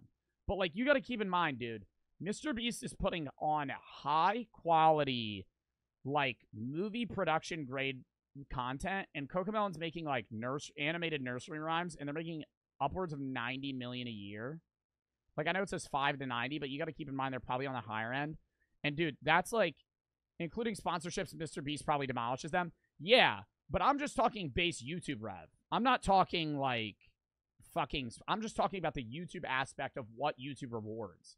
The RPM, meaning how much money you're going to get per 1,000 views, or CPM, rather, is going to be way more on kid-based content than it would adult-based content. And so it motivates these people to basically make, like, brain rot content that appeals to, like, 7-year-olds or 6-year-olds that they'll just watch for, like, 10 hours on end because they don't have anything else to fucking do. Believing that this is something you must keep watching. And it turns out our brains are wired. ZQE for the 3. One that got broken up with. My ex snaps multiple girls at a time and gets sent noodles every night. Mind you, we broke up Wednesday night. Bro's insane. Cut communication with them. Stop giving a fuck. Don't even want to know what they do. Don't even know what they do, right? Focus on yourself. It's their fucking life. If they're gonna, you know, walk around and talk to a million people, let them. You know, it's whatever. Chatak for the thought. I know it's hard, but it's just going to make it worse if you're, you know, fixating on it. Katak for the 2 says W charity event. Zon and Nub for the sub. Dap for the 1. Did you see the California Girls Brain Rock cover? No. Joe Watcher for the 10. So I have cancer. Turning 16 in 3 days. Got my phone. My first Nokia phone, I think, at 12. My left for the sub. Happy early birthday, by the way. I play for the 5. Vigo for the 7. To keep watching. Binging activates the reward center found in the midbrain where dopamine is released and sent to our nucleus accumbens in the basal ganglia. Recently, brain rot has become a rising concern for parents, teachers, and even medical professionals. Researchers at Dove Press conducted a study on 1,051 young adults ages 18 to 27. The study found a direct correlation between social media and poor executive functioning skills. Those with higher screen times were proven to have lower planning, problem solving, and decision making, not to mention poor memory. The World Psychiatry Journal also did extensive research on what negative effects the internet has on cognition. Turns out, brain rot content is literally, in some cases, rotting the brain. Studies show that those who spent excessive time in virtual settings were more likely to have reduced gray matter in the brain. Simply put, gray... What? But is that even brain... No. That says... Online role-playing games cause significant reductions in gray matter. That means just less social interaction. That doesn't necessarily mean brain rot content. That just means the more chronically online you are, the more your brain's gonna fucking rot. Excessive time in virtual settings were more likely to have reduced gray matter in the brain. Simply put, gray matter helps us control our impulses and make decisions. And that data is based on an older demographic. Just imagine the effects it has on the iPad kids epidemic. No wonder parents and teachers are worried, especially when brain rot content is being targeted toward Gen Alpha. A study of 7,097 mothers and children found that children with more screen time had more developmental problems. 1-year-olds with over... Bro, you know how mad I would be if I was just walking around and I had a kid and they were just on the loudspeaker playing, like, Skibbity Toilet? Like, you're like, Timmy, come down for dinner. And he starts talking to me about a fucking Skibbity Toilet meme. I'd be like, respectfully, bro, pick a better hobby, dude. Pick a better hobby, bro. Fucking hell, man. Start watching some fucking Let's Plays, dude. And that's where I'd introduce him to Markiplier. And then he'd immediately get a 1600 on the SAT at 7 years old, and he would fucking go to Harvard and then be a billionaire by 20. 4 hours of screen time per day showed delayed communication and problem-solving skills by the... Next generation's doomed. I think the next generation's gonna be pretty fucked. Not like fucked like the sense of like screwed, But I think a very high portion of the next generation is going to see the lowest IQ and lowest testing scores of any generation. I think there's still going to be a lot of people within that generation that do well. But another thing, Gen Alpha might be fucked. But for the people in Gen Alpha that aren't, they're going to succeed so hard. It's going to be, the wealth gap's going to get even fucking worse. But, like, you got to think. Out of Gen Z, 80 of us are chilling, and the other 20 are fucking brain rotted. That means the pool of people that are good for job applications is still high. But say 80 people in Gen Alpha are fucked and 20 are good. They're all going to be the cream of the crop, right? They're going to get picked for jobs. They're going to get picked for colleges. And it's just like they're going to be held on a pedestal where they're going to make way more and achieve way more than other people. But that's bad for society still, just because the majority of the individuals might be, you know, lower than average reading level or something like that. Like, I don't know. I don't know if they got rid of this shit, but do y'all remember AR Reader? I used to have AR Reader. This is going to be a niche, relatable thing for some people. Where you used to get points. Zeusy said that's after my time. Yeah, they used to document Zeusy... Zeusy's first computer usage was in high school. They didn't have that shit back in his day. Anyways, no, AR Reader, for those of you that don't know, was when you, like, they used to do this in elementary school for me. When we were say in like 2nd or 3rd grade, I would have to get 30 points in a semester, and that would be my grade, right? And each book offered a certain amount of points. And so, like, Diary of a Wimpy Kid might have been, like, 3 points. But Harry Potter might have been, like, 12. And what percentage you got on the test was what percentage of the points that you could possibly get. So, say you did Harry Potter, but you got a 60. You're only going to get 60% of the points. But the problem with that is even if they do that now, you could just cheat so easily. Like, you couldn't cheat in elementary school when I was 5, it was fucking 2007 or 2008. You couldn't cheat as easily then. I cheated on AR Reader so much, so that's probably why they got rid of them. You guys got better at it, right? Because some of you guys are like 5-6 years younger than me, so you probably had more time to develop the capacity, or just Google had the better capacity to be able to cheat on those. I couldn't, right? Or I just didn't know how, at least. So, I don't know. It's just, that's going to be the problem. I think test scores might be normal for Gen Alpha as we age, but that's because they're going to be cheating. I think when they actually have to, like, sit down and take a test, like SATs, I think they're going to be so much worse. I'm just waiting to see how that pans out. And then how our generation's kids are going to be. I feel like our generation's kids will be better off. Because say 10, 15, 20 years from now, all of us in chat that are Gen X, or not Gen X, Gen Z, have children, right? That want to have kids. How we raise our kids is we're gonna raise our kids with the knowledge of the risks that are at play, you know? But previous generations didn't. We grew up with technology, and as we're in our late teens and young adulthood, we're seeing how it affects people, so I think we'll be better at dealing with it. The age of 2 under society today proves my kid's getting a 3DS. That's not bad. That even I had a DSi when I was young. Before the stay-at-home crisis, Gen Alpha's When's Cuphead? Tomorrow. Today's Reacts. Tomorrow's Cuphead and random games. Tuesday is a short philosophy stream 12 to 3. Wednesday we're finishing Joy of Creation horror games. Thursday I'm not live. Friday's Reacts. Saturday's gaming. Sunday I'm not live. And then next Monday we might do Simulacra 2.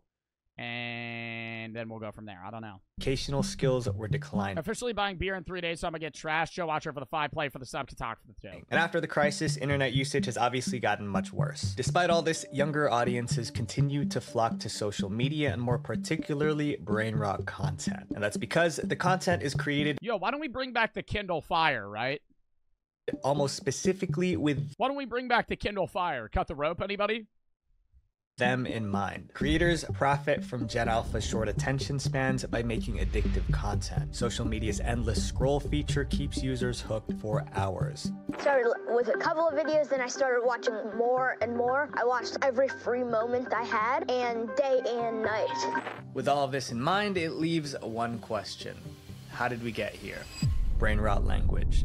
Just a year ago, if you asked people what brain rot was, they wouldn't have been able to describe it, but that's not the case now. In fact, it's now much easier than ever to spot brain rot content because they all have one thing in common: the language. Stop, you're so chalant. I'm sorry to be so chalant. It's just, you've got a level 10 gyat, no glaze. Brain rot content has become so common in social media that it essentially created its own language. Brain rot language What the Sigma? What the Sigma? which is jam-packed with pop culture God, that's the worst. and internet references that most people in the real world don't understand. These slang videos are taken from trending videos, and they form sentences that don't make sense unless Level 10 Yacht Kai Cenat, Sigma Skibbity Riz, Joe Bartolozzi Rip, In the Hills, Looks Maxer munting your uncle. you watch this kind of content. What the Sigma? Bro. What the Sigma? Most of the time, brain rot slang comes from influencers, particularly live streamers. Kai Cenat, a famous Bro, Kai has the biggest influx of like 7-year-old viewers. Like people that shouldn't even be on Twitch. Like his audience, a lot of them are normal like Twitch audience users, like people that are between like, fucking 15 and 22. But for like a good portion of his audience are people that are like 7. Like yeah, in the Saints dude. Oh, that's another brain rot meme. Yeah, no, actually, he literally smokes. What do you mean?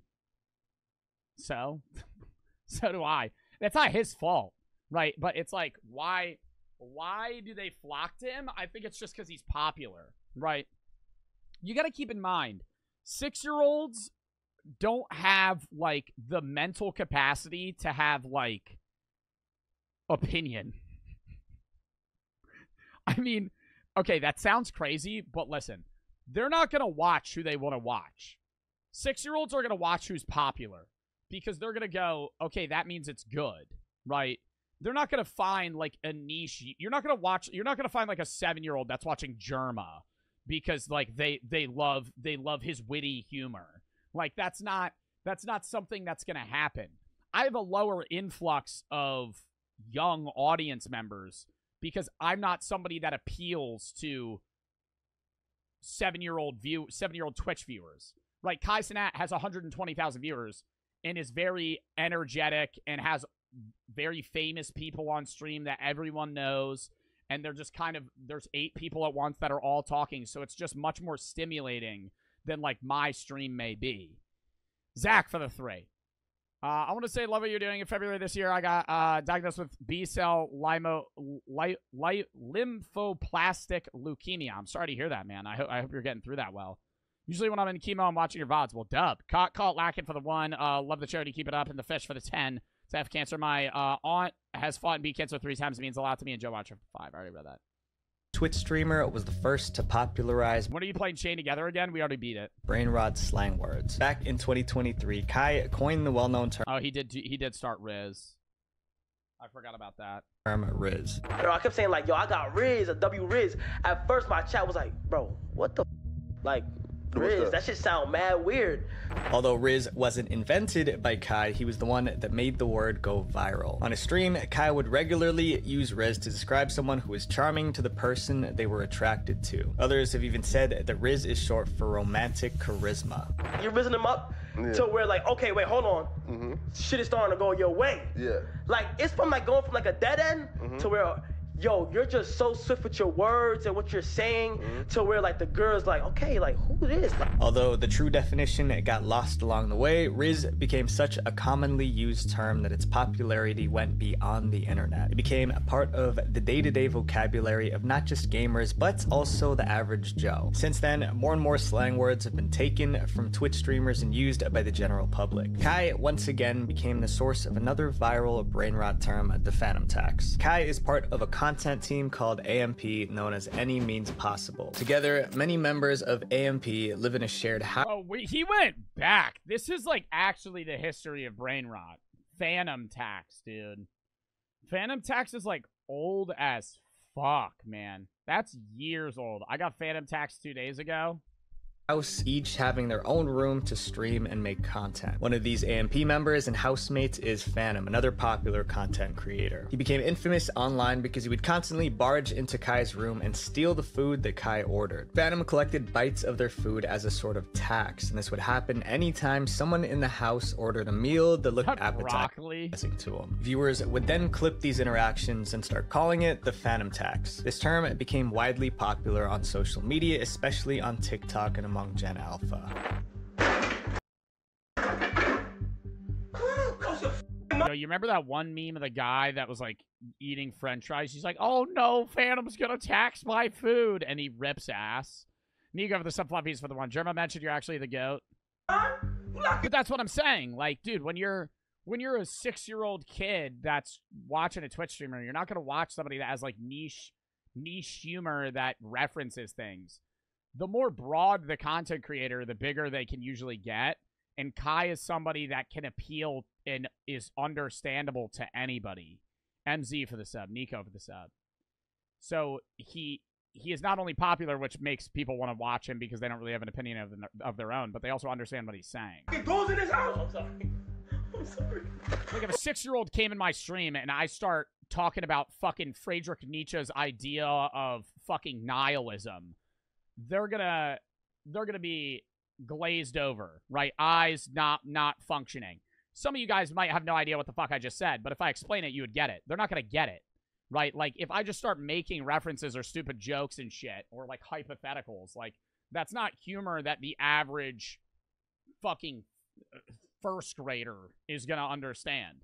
MZ, thank you for the 10 fucking gifted subs. Dub in the chat. Thank them. I've got a sub. Thank you for the 10 gifteds. MZXIJK. Thank you for the fucking subs. I'm so sorry. What's wrong with you? Streamer Your Rage is another prime example. On stream, Your Rage would use the word gyat to describe attractive women. And once again, the internet took the term and ran with it, making it another viral sensation. When we say gyat, it just gotta be booby. Say gyat. It's an expression like gyat. Oh, yeah.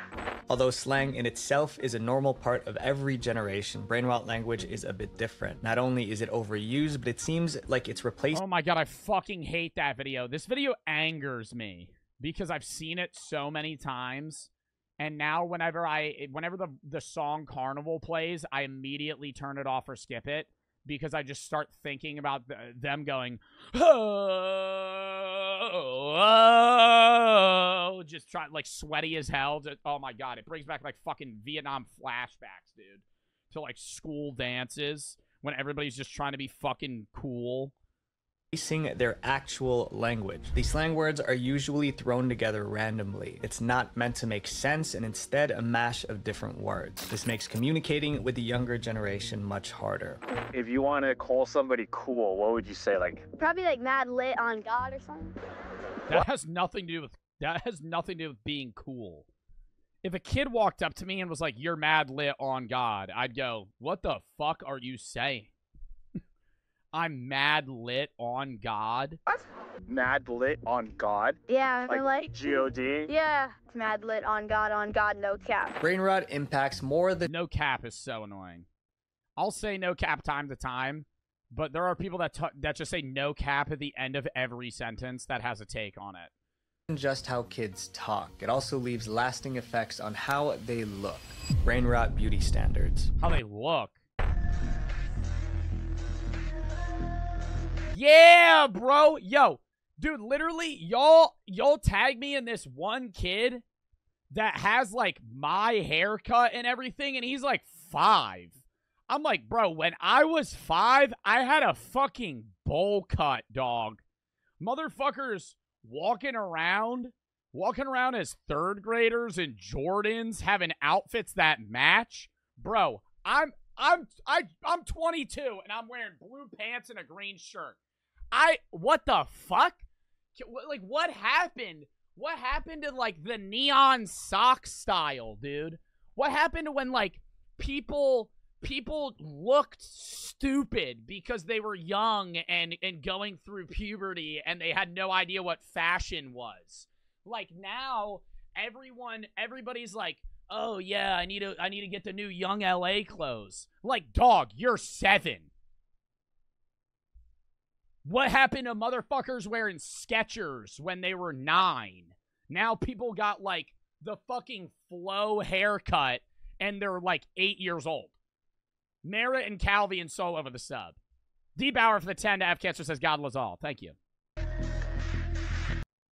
Bro, like, I remember when I was in 3rd grade, I was wearing Skechers that my foot fell through, and I cried because it was so embarrassing. Next day, I got LeBrons because I knew that shit was cool, but I got ones that were 2 sizes too big, and I looked clunky as fuck, and I was walking around with clown shoes, dude. That, like that shit.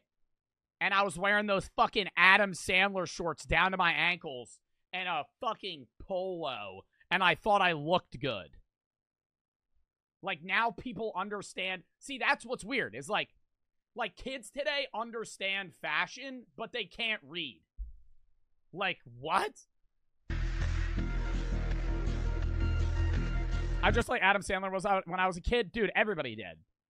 Okay, for the Looks maxing has become a viral internet niche on all social media platforms. Although it could be traced back to the mid-2010s on online forums, it only now became popular on social media. Looks maxing is just trying to make yourself as attractive as possible by maximizing your look, as the name states. But the origins of the word have a much darker history than you think. The term was originally created by incel communities to describe the extensive process needed to be deemed good-looking by women. Looks maxers usually go through damaging processes like extensive plastic surgery and unhealthy diets to achieve what they believe to be the ideal male look. The community also engaged actively in something called lookism, which is where they look negatively on those who aren't seen as attractive, and they only use physical appearances to judge a person's character, nothing more. It escalated to the point where there was a full site called lookism.net with the slogan, "Where looks matter." In 2018, a 17-year-old boy named Tom checked out the site himself. As a 6'4", blonde, attractive guy, he decided to experiment and post his own picture on the site to see what others would say, and the replies were shocking. People encouraged him to get plastic surgery or use steroids to get bigger muscles. Other anonymous users commented that he was unattractive and had bad genes. In looks maxing, there's always some way to improve your looks, even if it means spending hundreds of thousands of dollars to do it. Although looks maxing isn't as extreme as it once was, it still adheres to the community's nearly impossible beauty standards. While some people seek beauty tips through it, for others... Well, and then younger guys are so focused on looking good that they're not actually focused on, like, how to talk to someone. And then it fixes, yeah, maybe a problem of, like, okay, yeah, somebody might not find you as attractive, but now you have no social skills, and people don't want to talk to you. Like, you might be able to get that conversation started, but now no one wants to fucking speak to you because you're just constantly talking about boring-ass shit or your regimen on how you look the way you look. Like, you're not going to be an interesting individual because all you focus on is looking good. It has become... And then that just causes more narcissism. Become an obsession that spiraled to brain rot. When looks maxing first... That was me when I was younger. I mean, I always say I used to be more narcissistic, but I used to be so focused on how I looked. Like, physically. Like, I used to be in the gym all the time, dude. All I wanted was to be ripped because I used to be so scrawny. And I had a borderline anorexia for a while. I wasn't eating a lot. I wouldn't eat when I was younger. It was bad. But, yeah, no. I was like 6 foot and like 100 fucking 10 pounds or some bullshit. But, dude, I started lifting and it was like, then I got obsessed with it and I just only cared about how I looked. And then it just made it, dude, you just become a douchebag because You just care about, you get so absorbed with yourself that even if it's not purposeful, it's like an alternative thing that happens because you're so, it's like an undesired effect because like you care about yourself and so you're trying to better how you look, but then you get so hyper fixated on it that you just start only caring about your looks and you. Anonymous for the $200 dono to F Cancer. I don't know who the fuck sent that, but thank you for the fucking $200 dono to F Cancer. Victor for the 1,000 buddies and Dub for the sub. Dub in the chat. Thank you for the fucking $200 dono, Anonymous. I don't know if you meant to fucking put that dono anonymously, but thank you for the $200 dono. That is actually fucking insane. Joe Watcher for the 10. I just wear whatever I'm comfy in. I'm in 11th grade. Well, yeah, that's every high schooler. If you don't have a dress code, you just pull up in fucking pajamas. That I think that's different, right? That's just you having to be at class at fucking 7 a.m. and just wanting to chill. Jet for the 5. You're the best streamer, so entertaining. You're a good guy. Thank you. And you said F Cancer. Phantom for the 3. And dude, Anonymous, thank you for the 200, dude. That was nuts. First hit mainstream social media, it was mainly a meme, and it was introduced through mewing. He's so clearly making his chin worse.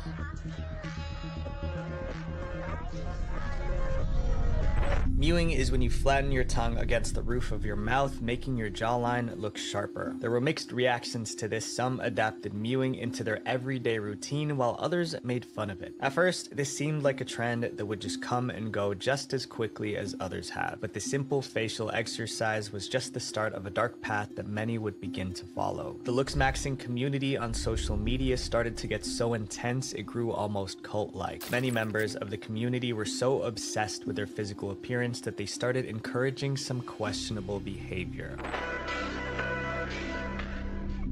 Get mogged. Mogging is when one person is comparably more attractive than the other, usually when standing side to side. Much like looks maxing, it originally seemed like a pretty light-hearted trend, but the mogging— Yeah, dude, I remember. I mean, these are like memes that are years old. Mogging has been a thing that's been around since like 2021, dude. Trend became almost synonymous with just tearing someone down. I thought mogging was mainly in the sense of showing that you were bigger than someone, though, not that you were better looking. Like, I thought a mogger was somebody, like, I remember I found mogging when it was, like, bodybuilders that were out beefing each other. It was like they would flex and they were so much bigger, so they were like, oh, I mogged you. Because of how they look. Bro on the left knew he was getting mogged.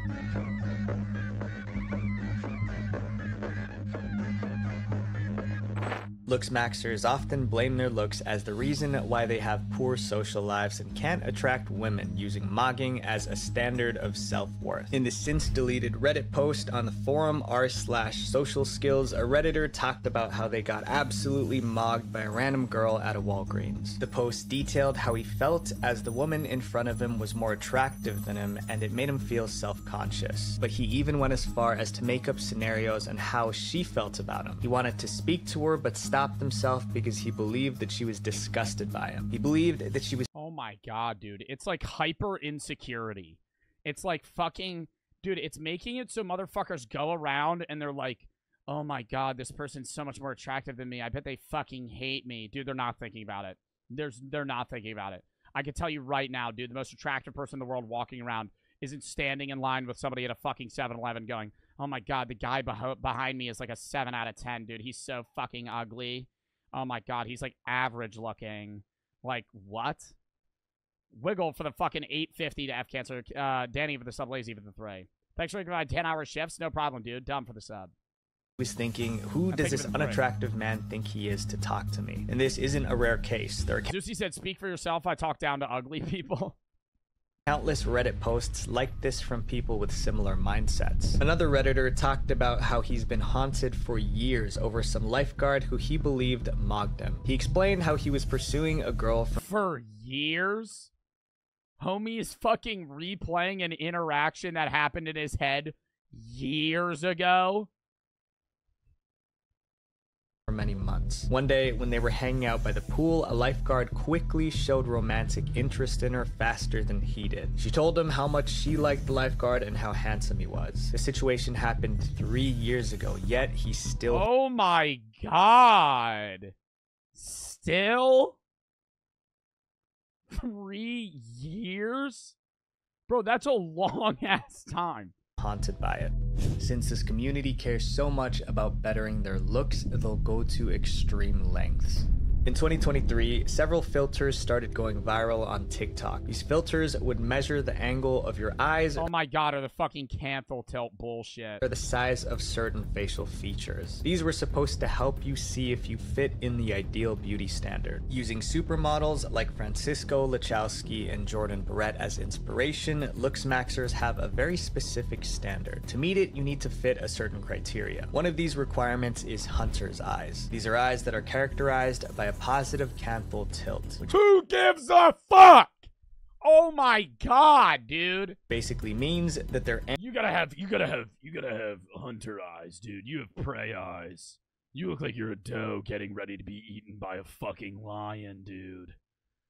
It's genetics, bro. Yeah, at the end of the day, some people genetically have better facial structure than other people. You can't fucking change it. So stop giving a fuck about it. If you can't change it, stop caring. Angled upward in the outer corners. I'm a facial plastic surgeon. Let me explain this new canthal tilt filter. What this is the angle created from the inner corner of the eye to the outer corner of the eye. If you have a... You're just a beta because your eyes? Bro, I don't give an absolute piss what the fuck you think my canthal tilt is. Okay? I need you to know that. I just need you to know that. Right? I wouldn't say I'm an ugly guy. I would say I have insecurities. Like, I don't like my nose. My nose is fucking crooked and all fucked up. But, like, is it something that I'm gonna go pay 30 grand to fix? No, I don't care. You know? It's not... This is... Dude, it's not even just with looks, but it's just life, too. You can improve yourself and do things that you can control. Right? Like, you can get more in shape. You can gain muscle. You could get a haircut, right? You could fucking smell nice, right? But if it's like, oh, your jaw structure's just bad, don't beat yourself up about it because you can't change it, right? I mean, yeah, if you get plastic surgery, but if it's something that you're genetically born with, that's not a primary focus for you, right? The primary focus should be things that you can control. You shouldn't be sitting here thinking to yourself, oh, my forehead's so fucking big. Oh, that was an insecurity I've had for a long time, right? My forehead's massive. I have a fucking huge, my forehead is a fucking more than a third of my face. Stop caring, right? You can't change it. Why? I understand it's upsetting, but it shouldn't be, right? Lazy and Tripex for the sub here for the 25 to have cancer. Have you ever been in Vancouver? No, I've never even been to Canada. It's Rock for the 3. Joe Biden exits the presidential race. Yeah, I already know. And C-Shop for the 3 says, don't spend it on one place. Banana for the 10. My uncle died of cancer when I was 6. This broke me. I'm sorry to hear that, man. Positive tilt, that means that the outer corner is slightly higher than the inner corner. The hunter eyes fixation went crazy on TikTok, with many young men becoming obsessed with achieving the look. Your eye area makes or breaks you. The eye area holds a pivotal place in determining... Oh my god, and it's always some fucking ass hat like this. Your eye area makes or breaks you. The eye... Your eye area. Your eye area makes or breaks you. If you don't have this, they're pointing at some stupid text video. If you don't have my jawline, you might as well just become a priest because you're gonna be celibate for the rest of your life. If you have a negative canthal tilt, you might as well join the priesthood because you're not gonna be getting any play. The eye area holds a pivotal place in determining facial attractiveness. Not everyone is born with their eyes shaped this way, so many came up with ways to shape their eyes, and they called it squint maxing. Within looks maxing, there are subcategories of self-improvement tips like hair maxing. With squint maxing, people tried to continuously squint Didn't you stitch that guy, bro? I have no idea. I've made 4,500 TikToks. You think I'm gonna remember every video I've ever made? their eyes so that they resemble hunter eyes, hoping that if they did it long enough... I don't remember what I ate for breakfast yesterday. They would have... I couldn't tell you. their desired eyes. But one of the most common and most controversial methods that look maxers use is something called starve maxing. To get that shredded physique and a chiseled face, many looks maxers put themselves on highly restrictive diets. With so much negativity in the community, some creators turn this into a business. Kareem Shami is a 22-year-old college student based in San Diego who's become the face of this looks maxing trend after posting this video showing his physical transformation between the ages of 17 and 20. TikToker Kareem Shami. He got older. He got older and worked out and got a different haircut.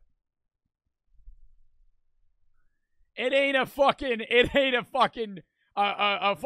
dark magic change, bro. But you fucking look different, right? It's not even, you change even after puberty, right? Like, motherfuckers act like, oh, you're just gonna look how you look for the rest of your life. No. Like, dude, I look different now than I did a year ago. Like, not that much different because it's been 365 days. It's still been a long time, but like, yeah, if you compare something 5 years later, you could do that when you're 25 and 30 and you're going to look fucking different. You just aged. That one in the Marvel for the sub. I miss Carrot Cut. Stop. Stop. Stop. Stop. No. You don't bring up the Carrot Cut. Known by his alias Syrian Psycho, is a content creator. What is Carrot Cut? I used to have a really bad haircut. When I was like 18, early 19. Well, I mean, all through high school. All through high school. When I started TikTok, December of 2019. Then probably up until like middle of 2021, I had a really bad haircut.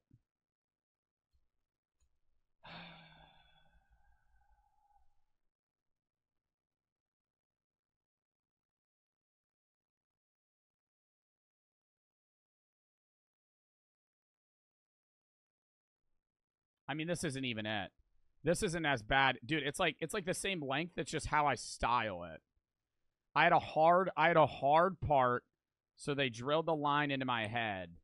And then it only went to one side. Like, now my hair looks, I mean, it looks bad because I have a fucking headset then. But, like, if you look at the front of my hair, like, it meets and it looks nice, right? It just kind of looks like a regular fucking haircut. But that's not even the worst photo, dude.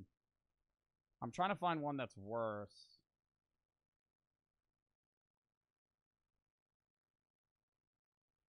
I wear a beanie in most of the videos, so you can't really see. Nah, but then I changed, and I changed haircuts. Now I have a different one, obviously. And I let it grow out longer. It used to just be way shorter, and it was way higher. Like, it went up to here. So it was like almost like a mohawk. It looked bad. Who makes self-improvement content specifically catered to looks max. No joke, how did you get your jawline so sharp? Genetics! It's facial structure, dude. You can't change it.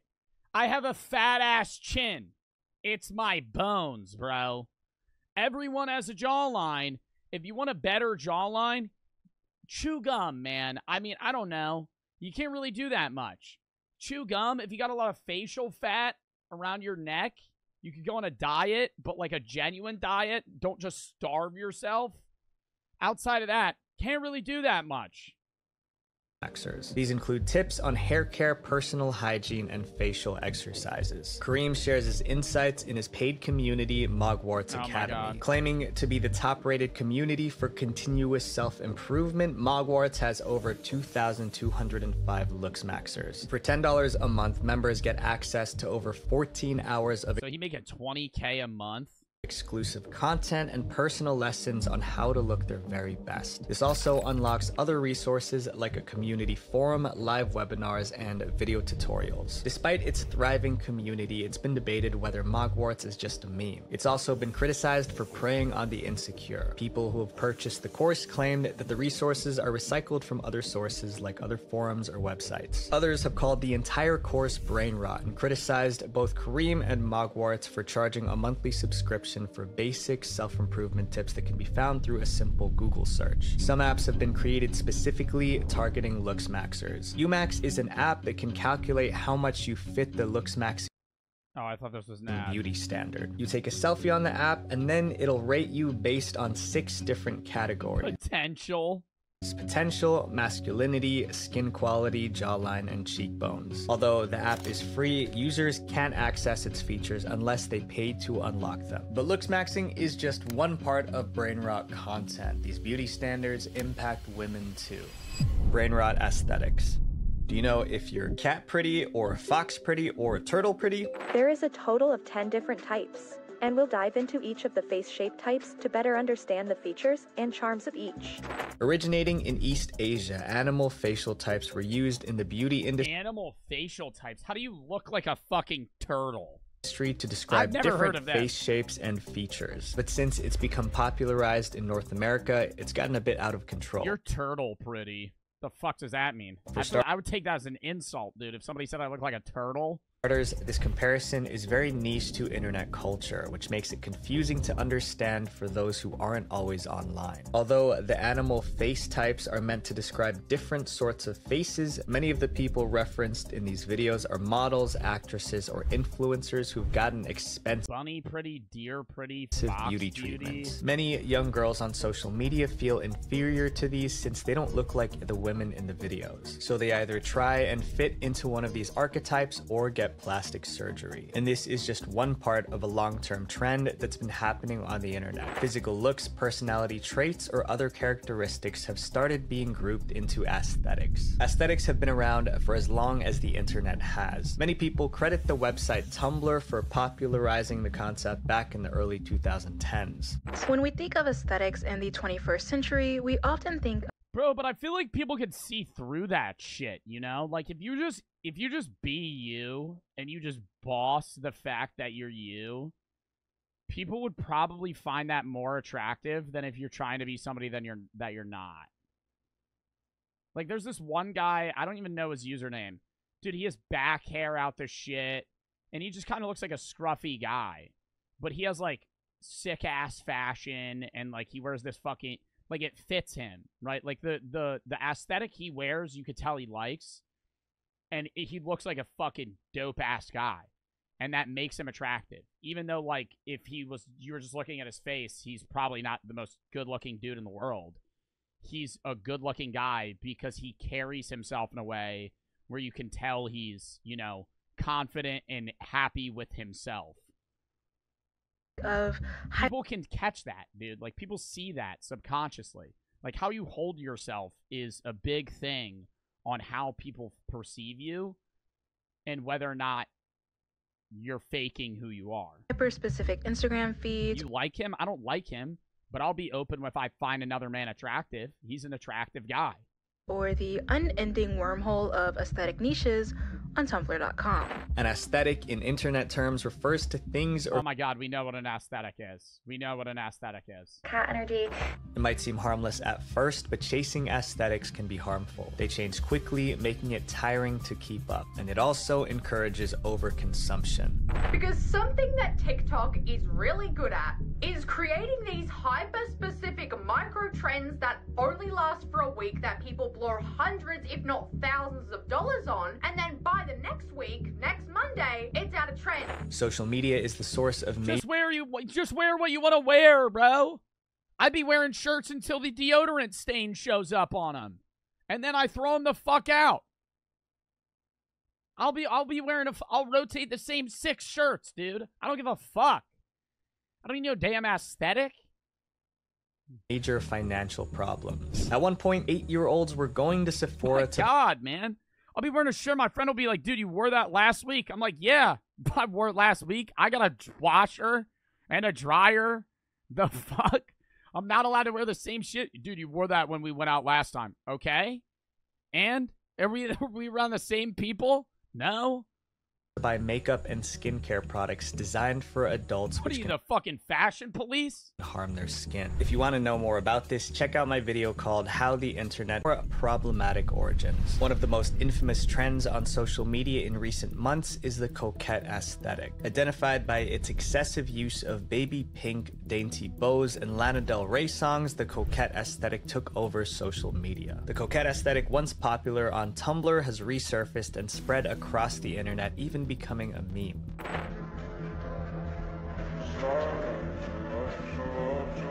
Look at beans. Far beyond just putting bows on everything, because the coquette aesthetic isn't just a look, it's also a lifestyle that only certain— I'm done with this. I'm done with this. I'm literally done with this. Okay. Next video. Fuck. Mr. for the sub, Rad for the 10. Late to the rant. At least for me, insecurities could be more insecurities like a virus. I have a very bad chest and stomach. Genetics, and it's led to an insecurity. That insecurity spread to a tan line 1. Anyway, yeah, obsession, fuck cancer. Well, thank you for the 10 to F cancer. Saint and Mr. for the sub. I mean, dude, you might have bad chest and stomach genetics in your mind, but that's still something that's like, I don't know, like it's not something that you should be ashamed of within yourself. Obviously, you can improve yourself there where you deem fit, but you don't have to hyper fixate on that to where, you know, it ruins your day or something like that. Chat, do you guys want me to watch the rest of that? I feel like it was just getting repetitive. Alicia and Kevin for the sub, Beast for the sub, Cap for the 3. There was a lady in the crowd in the Trump rally. She was covered up and nodded her head and started videoing, and then the shot fired. Yeah, Atlanta for the sub, Willow for the 10. Have cancer. Thank you for doing these charity streams. Really support after all the hard days. Sometimes I try to watch you with my parents. They don't like it because you express your feelings and opinions. Anyways, definitely bring back the carrot now. Slipping for the 6, and thank you for the nice message. When's the next philosophy stream? Tuesday. Today's reacts. Tomorrow, random Cuphead and random games. Tuesday is philosophy stream, 12 to 3. It's going to be a short one and early. Wednesday is finishing FNAF Joy of Creation horror games. Thursday's reacts, or not Thursday reacts. Thursday I'm off. Friday's reacts. Saturday is gaming, and then Sunday's reacts, and then next Monday we might do Samurai Crow 2. I don't know for sure. That one in the Marvelous for the sub, Lazy for the sub, Tripex for the sub, Hero for the 25. I already read that. All right. Fuck. Are you finishing the FNAF game anytime soon? I'm timing you out because you literally just didn't listen to what the fuck I just said. Literally just said. As I'm saying my schedule, and I actually announce when I'm doing... I said, Wednesday, I'm going to be finishing FNAF Joy of Creation and doing other scary games. And then you say, any idea on when you're going to be finishing FNAF? Jay for the sub. Like, why? This is why I repeat my shit. Last time I'm saying this until the end of the fucking stream. KJ for the sub. Today, reacts. Tomorrow, Cuphead, random games. Tuesday, short philosophy stream, 12 to 3. Wednesday, horror. FNAF Joy of Creation, finishing it. Horror games, other horror games. Thursday, I'm off. Friday's reacts. Saturday is gaming. Sunday is I'm off. Right? I'm taking 2 days off this week. I know, it's kind of random. We'll be back on our regular schedule the week after that. Next Monday, maybe Simulacra 2. I don't know for sure. Maybe other games outside of that. If you have any games you want me to play or videos you want me to watch, exclamation point Discord, videos, chat, games, chat, it's high five most of the videos to watch games I play. So if you have any videos you want me to watch games you want me to play, send those there. It's high five most of the videos to watch games I play. Genuinely appreciate it. That's why when you guys send videos, say, and you tell me videos to watch here, or you tell me to fucking play something now, I'm not going to. You got to send it there. I repeat myself a million times. Antonio for the sub, Salini for the $25 dono to F Cancer. Really appreciate the fundraiser. Literally lost my older cousin last week to cancer. It's the worst feeling in the world. You truly are a good person. I wanted to say keep up the great work. Thank you. And thank you for the 25 to F Cancer. And I'm sorry that you lost your old cousin to cancer last week. Rip in the chat. And I'm sorry I read your message very fast, but we do need to get to the other reacts. Let's lock in here, chat. Okay. Things only psychopaths do. I like to think that I'm a pretty empathetic and rational person. I treat others how I like to be treated, give back to the community, and I give tremendous advice. Just don't come to me with nothing crazy, because I'm not Dr. Phil, bro. I'm pretty sure most people would describe me as a stable entity, but some of you deranged lunatics have more loose screws than a Home Depot. Some of the rituals and tendencies that I see y'all engage in are only deemed rational by maniacs and other disturbed individuals. I reckon that most of y'all are what we classify as psychopaths. So today, we'll be discussing some of the most anomalous and unhinged maneuvers and tactics. The only... Sorry. someone who shows no regard for humanity would ever execute. Or done yourself, because I know some of y'all are very conniving. And like and subscribe if you're new. First, we gotta talk about people who sleep with their socks on. If I'm being honest, this is probably one of the most— That is gross. That is gross. Never. I don't think I've ever slept with my socks on unless I accidentally pass out. And then you wake up, my feet are cold though. Different scenario. If you fall asleep and you wake up, you're like, damn, my feet are cold. Okay, yeah, put socks on. Fine. But if it's like middle of the summer and you're falling asleep in the socks you were wearing during the day, you're not wearing new socks, you're wearing your old— if you were like new socks, different scenario. If you're like going and you work out and you fucking walk around all day, you go to bed and you fall asleep in your fucking socks, dude, you're gonna wake up with some ranky ass feet. That's why you got fucking foot stench, because you're falling asleep with your damn socks on. Most rancorous things. Only at sleepovers. I'm barefoot the second, dude. The second I get in my friend's house, if I know I'm gonna be there for a bit, yo, I might get barefoot, spreading my grippers right on the fucking wood floor he got. Just immediately. You might see a foot imprint from how fucking wet my feet are. Dude, I don't give a shit. Taking my shoes off, taking my socks off. I didn't even know there was, okay, this is gonna be gross. I didn't even know there was, like, a foot fungus thing until, like, fairly recently. So, I would say the majority of the time I've ever taken a shower in public, I've been barefoot. Like a gym shower or anywhere. I don't have, like, shower shoes. I just be taking showers with my foot out, right? I had warts for a while. They're gone now. But I remember I had a wart on my pinky toe, and I would scrape it on the concrete to get rid of it. Antonio for the sub. I remember that. It itched, too. I had like a wart on my pinky toe. And when I would be sitting down, I'd just rub it on concrete, and it would shave it down. Human being can carry out. The only red flag— that sounds satisfying, dude. It was. I don't want to say I want warts again, because I don't. But I'm not gonna cap when I say I enjoyed scraping my foot on the asphalt, and just like, and then I would see the wart, and I would grab tweezers and pull it, and it really fucking hurt, because that's not what you're supposed to do. But I got rid of it. That's bigger than wearing socks to bed is in Morocco. There's no way y'all just be walking around in these befouled ass floors, picking up all types of muck and grime, seasoning them shits like a prime rib, and then just hop into bed without a care in the world. Not to mention y'all feet probably be sweaty as hell, harboring all types of funk and fungus. But even if your socks are clean, it's still so uncomfortable, bro. Bro, I don't know how motherfuckers have some nasty ass smelling toes. My feet don't stink, and I don't wash my feet in the shower, and I'll say that. The last time I washed my toes was maybe a year ago when I had a bunch of sand in between my feet. I do not wash my feet. Ever. Never. Never, ever. I get in the shower and the water drips down and then I'm good. Right? Zeusy said, I wash my toes every single day. Well, I'm going to let you know, Zeusy, I bet your feet stank. And I bet mine smell better than yours. 1 second. All right, they got like a 2 out of 10 bad smell right now. Okay, if I had to be real, they're not smelling horrible, but they're not smelling great.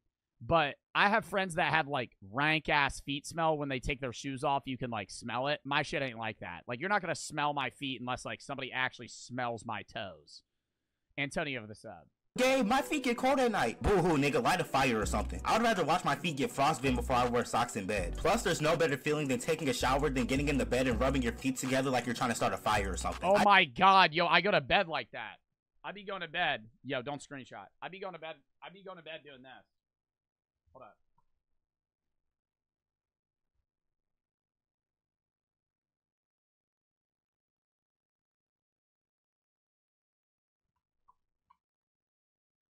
I be going to bed falling asleep like that. Just rubbing my feet together. Yo, I know y'all jokingly say screenshot, but there's going to be some wacko that actually, like...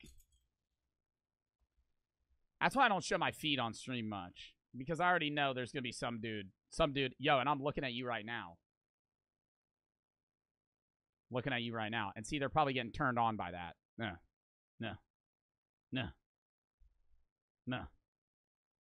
I did that's being bad looking like a cricket, bro. I also can't put my trust in niggas that sleep in jeans. It doesn't Chris for the 3. I wish my parents were alive to watch this stream with me. Here's my last $3. Well, I'm sorry for your loss, Chris, and thank you for the 3 to have cancer, and Jaden for the 5 to have cancer. matter if I'm more tired than a bear in hibernation. If I've got denim on my derriere, I'm not falling asleep. It literally feels impossible to move in jeans. Niggas who sleep in jeans must use cinder blocks as pillows. If there's someone in your life who actively commits this inexcusable deed, keep at least one eye on them at all times. Another atrocity that I witness way too often are people putting ketchup on top of their french fries. What kind of troglodyte do you have to be to do this, bro? All this does is make the fries soggier than microwaved pizza. The best attribute about fries are supposed to be the crispiness and the crunch. And then if you don't have the proportions or ratio— Wait, what did he say?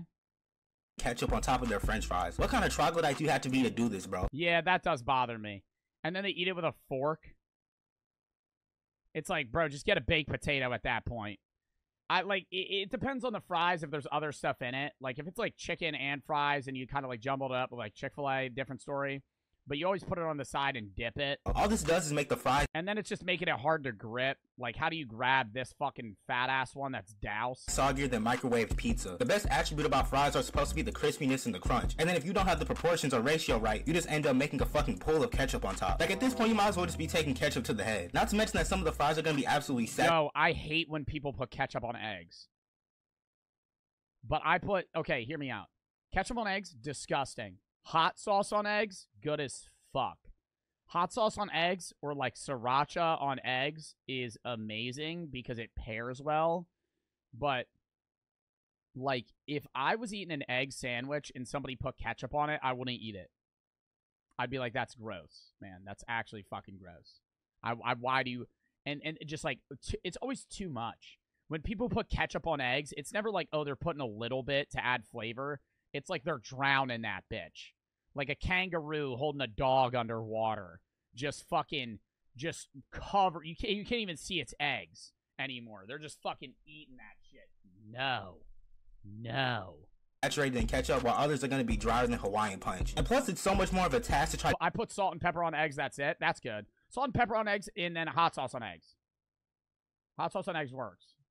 To eat them like this, bro. It's just an array of confusion and clutter. I remember one of my homies tried eating his fries like this, and afterwards the nigga looked like Omni-Man. Only lethargic niggas would try to pull something off like this. The worst fries. The worst fries. No other fries come close.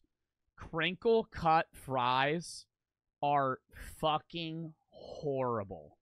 If you ever get waffle fries or worse, waffle fries are fucking goated. Crinkle cut fries are always never crunchy or crispy. They're always like wet and soggy. Dude, steak fries are better than crinkle cut fries. Crinkle cut fries, the best ones are like thin cut fries, like the McDonald's-esque ones.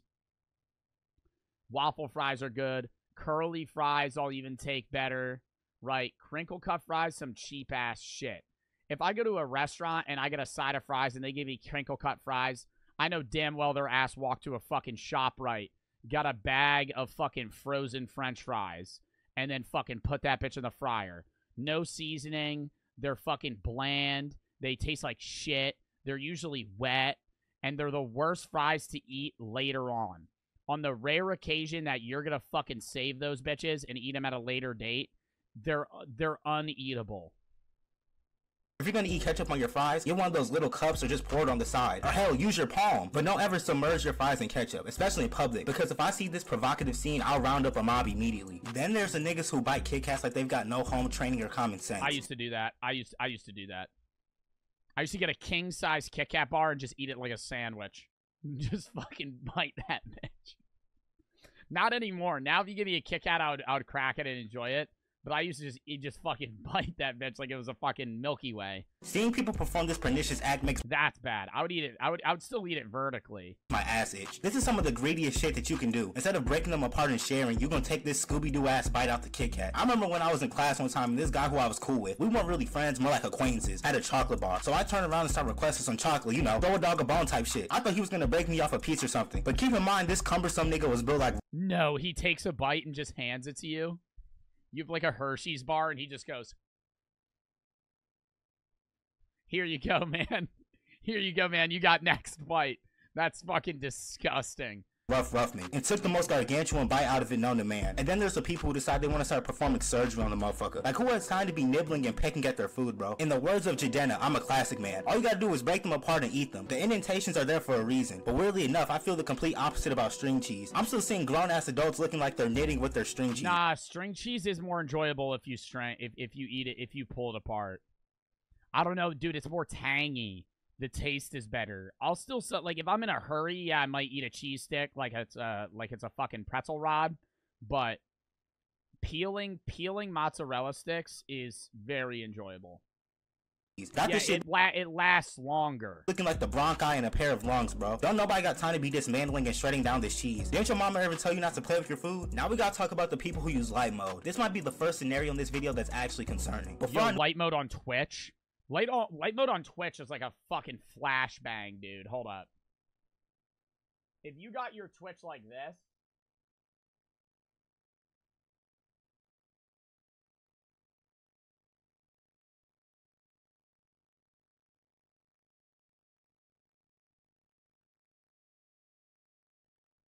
like, this is the only shit that makes sense. Like, that looks good. I love dark mode. I use light mode. I mean, I would say I use dark mode the majority of apps that I use. I can't for fucking sure say every single thing that I've ever used is dark mode, but I knew about this beatific alternative. I'll have some where it's automatic. I will have, like, an app. Like, some apps I'll have where it's, like, during the day it's light and during night it's dark. My eyes were more fried than a 12-piece from Popeyes. I was legitimately waking up in the middle of the night, checking my phone, and immediately get obliterated by the incandescent page on my screen. I deadass thought I passed away in my sleep and was going to meet my maker. But now that I'm much more wise than I was years ago, I took Darth Switches in light mode, it is. Vader's advice and joined the dark side. My friends still be sending me screenshots with their phones still on light mode and eradicate my vision. Light mode on any app is blinding, bro. It makes no sense. All it does is give me unendurable headaches and migraines. And then on top of that, niggas be having their brightness cranked to the fucking max, walking around with cellular flashbangs in their pockets, talking about, bro, you seen this video? Stevie Wonder in my ass with no hesitation. No functioning organism with— Yeah, if you're at a fucking movie theater, I ain't get mad if somebody takes out their phone in a movie theater, but have your shit all the way down. Have your brightness at fucking 0, dude. If you're at a movie theater and you open up your phone and that shit's max brightness and it's fucking dark as shit, like, my eyes have to look at your phone. Any sort of sanity uses light mode. I don't care how old I get, I will always close my door when I go to sleep. There's just something preternatural and unearthly about sleeping with the door open. Call me childish, but I don't want no ghouls or goblins visiting me in the night, bro. I've yet to have sleep paralysis, but I'd be damned if I woke up in the middle of the night and seen a nigga peeking in my room like a FNAF character. Open bedroom doors become fucking nether portals that contain all type of sinister nonsense. My room just feels so much more comfortable when the door is closed. I think if you have, I think doors closed is a good way to sleep. I think door cracked is a good way to sleep. If you're sleeping with your door wide open, that's fucking creepy. To the hallway, dude, I would be immediately nervous if I heard something. Plus, closing your door when you sleep can— Atomic, thank you for the fucking 1,200 biddies. Anonymous for the 5, Merc for the 3, to F Cancer, says F Cancer, Chris for the 3. To F Cancer. Have you ever gotten pissed and just took a bite out of your monitor? No. Cole for the 3. Crinkle cut fries from Shake Shack. Those are good. Rapture for the 5. To F Cancer. My girlfriend broke up with me last day of school. Still thinking about her, though. Your streams help. I'm sorry to hear that, man. Storm for the 1. Did you ever get over your crippling Fortnite corn addiction? I never had a Fortnite corn addiction, dude. TTV for the sub, Jaden for the 5. I know the TikTok you're referencing. Increase your chance of surviving a house fire, but that's besides the point. I also gotta make sure my closet is closed when I sleep. You're a dangerous ass nigga if you can just be content with your dark ass closet doors open. And you best believe that I keep all my limbs and appendages on the bed at all times. I'm not gonna let no fake ass grudge snatch me up. Let me also say that sleeping on your back is insane. Don't get me wrong, I've seen some of the craziest sleeping positions, especially when niggas are really tired. I've deadass seen people perform origami on my couch, bro. But none of that is more puzzling than seeing people sleep on their back. I thought this was only something people did in movies. Niggas just be laying there like a Minecraft character or something, sitting there stiff as hell like a corpse in a casket. I have to be on my stomach or my side, bro. Nah, I lay on my back. I lay on my back. Sleeping on your back's the best way to sleep. I'm a hard disagree with that. I wanted to hear out his reasoning. If I'm asleep, okay, this is what I do. I get the blanket on me up to my neck, and then I put the corner of the one blanket behind my head, and then I lay on the pillow, and it, like, supports my neck and also kind of, like, caresses me. And then I just fucking pass out, right? I need that last bit, though, where the back of the blanket around my neck. Perfect, though. You need that. I can sleep on my side, too. Sleeping on my side makes sense. Sleeping on my stomach, though, uncomfortable. If you're laying on your stomach with your head fucking like this, and you're asleep, and you wake up, and you're like, damn, I wonder why I have neck problems. You're a fucking idiot. Darkside for the 20 to F-Cancer says, F-Cancer, did you ever watch the Yako the Clown? I think I have. I don't know for sure. Darkside, thank you for the fucking 20 to F-Cancer and Echo for the 3. Giving a little because I'm not allowed to spend money right now. Your streams are very motivating, genuine. You're a really good person. I know everyone says that, but it's true. Put you for the sub. Thank you for the 3. But, dude, don't give money if you're not able to give money. You're not allowed to give money, man. You can't convince me that this shit is comfortable. Well, ladies and gentlemen, it is with great pleasure to inform you that we finally reached the most iconic scenario in this video. Yo, what type of bed do y'all like laying on? Brick. I want a little bit of give, but at a little bit of give. If I lay in a bed and that shit is like foam and I sink into it, it makes me have the worst back pain ever when I wake up. Like a firm bed is the fucking shit. Maybe that's because I've always lived with hand-me-down mattresses that are fucking $10 and have, like, stains on them.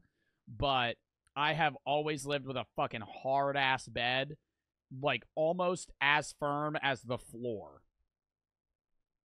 Video. If you pour your milk before your cereal, you're just a professional dumbass. By pouring the milk first, you're already occupying most of the bowl with milk. And the little bit of cereal that you can manage to pour in is just gonna float like— yeah, and you're gonna have to mash it down with a spoon. Pennywise victims. You legitimately are decreasing the amount of cereal you can eat by like 40%. Congratulations, you got 80% milk and 20% cereal. Most of y'all don't even be drinking the milk from y'all cereal anyway, so y'all just end up wasting it. Niggas who unironically do this are just trying to be defiant, bro. What are you gonna tell me next? You wipe your ass before you shit? The only time we're pouring the cereal in after— and it's hard to gauge. It's hard to gauge it, right?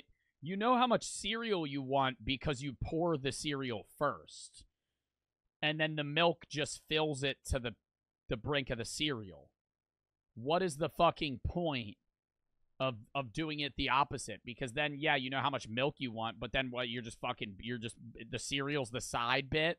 As if you're doubling back for a second bowl. And I've never understood the people who complain about their cereal being soggy. That whole discussion is a load of barnacles. I love soggy cereal. Bro, like, do you make your cereal then go for a fucking hike? Most cereal doesn't get soggy instantaneously. I don't know what types of trauma and hardships one has to go through to feel they need to do this, but I pray you recover. I know nowadays hygiene is more of a choice rather than a necessity for a lot of y'all niggas, and I can't believe some of y'all just put the toothpaste on the brush without rinsing it under the water first. Now, I used to do that when I was younger. But I don't even put it under. I'll wet the toothbrush, put the toothpaste on, and then I'll brush my teeth. I don't put the toothpaste on and then wet the toothpaste because then it usually just falls off or like mangles it. Don't get me wrong, I used to put my toothpaste on, then rinse under the water, but then the toothpaste decided it wanted to cosplay Johnny. Yeah, it always does that shit. It just fucking falls off. Now I mean, start riding the waves in my sink. It's so ironic how toothpaste cleans your teeth but tarnishes everything else in the bathroom. But now I've learned the art of wetting my toothbrush, putting on the toothpaste, then wetting it again. But not using water at all is incredibly disreputable. You gotta loosen up the bristles a little bit. Just sticking that crusty ass toothbrush in your mouth at 7 in the morning. Nah, hard toothbrush is the best. Whenever I go to the dentist, they give me those pussy-ass toothbrushes that are, like, fucking soft as shit. And they just like, dude, any amount of pressure, they just collapse. I want a toothbrush that feels like I'm fucking rubbing my teeth with metal. I want a toothbrush that feels like I'm using a fucking SOS pad on my fucking teeth. Like I'm grabbing, like, barbed wire and scrubbing my mouth because that cleans your teeth. If you got a soft-ass toothbrush, that shit just doesn't fucking get the job done.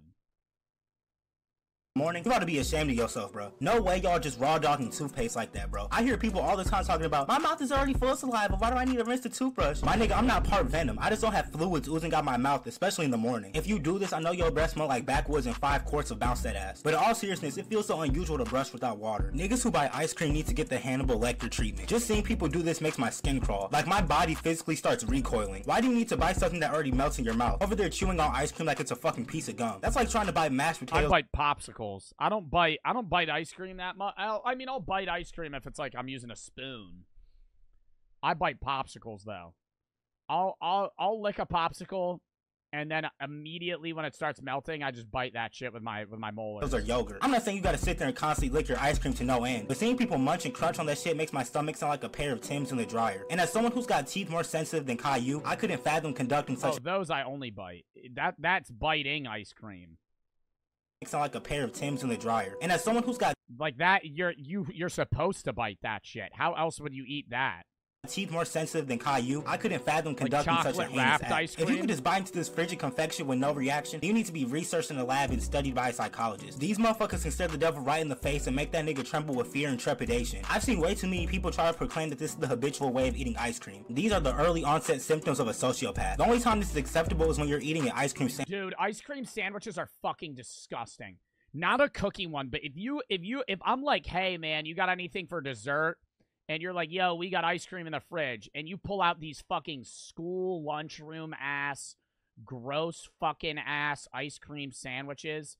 Yo, it's what even is the bar? It's not chocolate.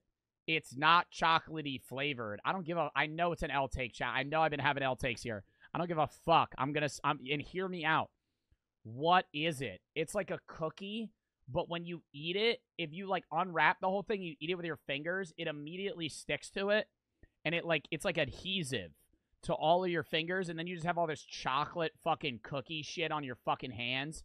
The ice cream in it's disgusting. Sandwich or the cone part, obviously. Then there's the people who swallow their pills without water. You gotta be a freaky ass nigga to do some shit like this. This shit always be photo me in movies because not only do I don't know why anybody would do that though. Do people actually swallow pills without water? they just down pills like it's nothing, the effects would be working immediately. Like damn, is that shit a fucking sensu bean or something? But I can barely swallow pills with water, let alone without it. Like I've heard people swallowing pills with like food after they chew it up, they throw the pill in their mouth, but no water, no food, just fucking raw dogging a pill. Like, imagine you finna squabble with a nigga and his homies are like, bro, you don't want to. I do that when I don't have water. When do you not have water, you kinkin? When are you in a situation in the United States where you are about to consume a fucking pill at school? Water fountain. Water fountain. Water bottle. What? At school, you ain't got water?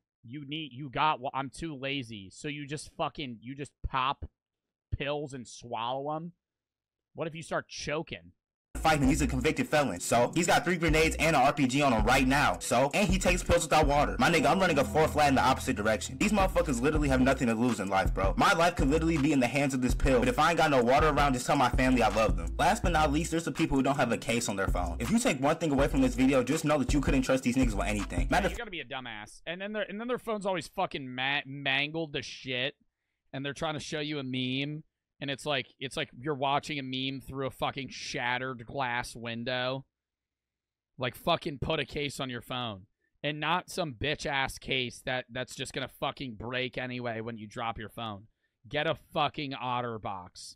Get a fucking full-force surrounding on your iPhone to protect that bitch. Get some shit. I just have Apple Care. Well, then you gotta get a whole ass new phone, dude. It doesn't matter if you have Apple Care. You still gotta get it fucking fixed. You're just walking around with your phone uncased. That's terrifying. It's $100. Yes, so? Did you ever run the 40-yard dash? No, this Tuesday I'm gonna be filming the athletic video. That's why I'm streaming early. Hearn for the sub, Kaser for the 10. To F Cancer. WJ for doing good with this popularity. Oliver for the sub draft. And Scrub for the sub. X Bartoloser for the 3. May have started new Joe memes, Fortnite corn meme. I found out a Reddit post on YouTube Shorts, TikTok. Now it's going viral. My bad. Angie for the 3. Where did you post it? Sorry for asking about the FNAF game. Just finished the VOD. Came to the stream and asked to join after you talked about it. Booty for the sub. Aka for the 3. What do you mean it's the Fortnite corn meme? Where did you post that? Chibble for the 5. Could you check why the other account Ramfo got banned years ago? Oh my fucking god.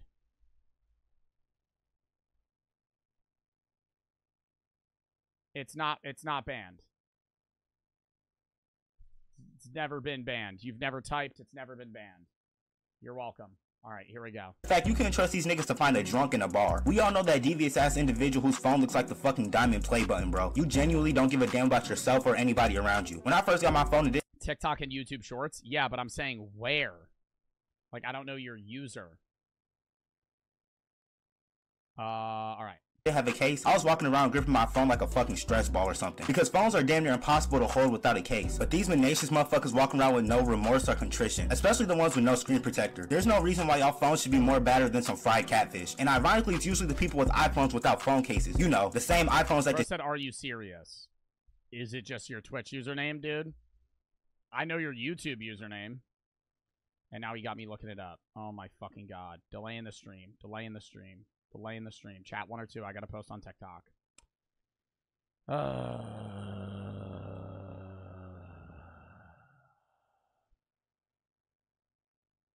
Are you serious, bro?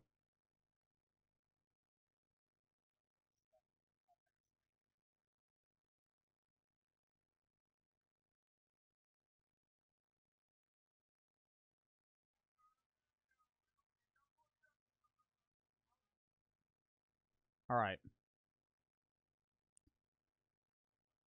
All right. Lock in, chat. Lock in. What are people saying? 2? Word. We'll see. Actually, let me unlike that. I'm not liking that video. I'm not liking the Fortnite corn video, dude. Okay. Lock in. Hold up. It's posting.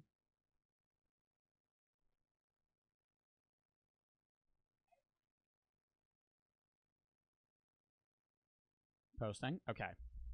Lock in. Disintegrate if you breathe too hard on them, but the niggas with the Android strong enough to cause tectonic plates to move when they hit the ground or walking around with bulletproof phone cases. But in conclusion, if you have any of the symptoms listed in this video, just go ahead and turn yourself into the psychiatric ward before it's too late. But I think that's gonna wrap everything up for this video. W fucking vid. I mean, he had some whack-ass takes, but most of them were pretty fair, to be honest. All right. I gotta piss again, and then we're gonna fucking hop into the next one. Chat, count me down 30 seconds. Shotgun in that liquid death, not a great idea.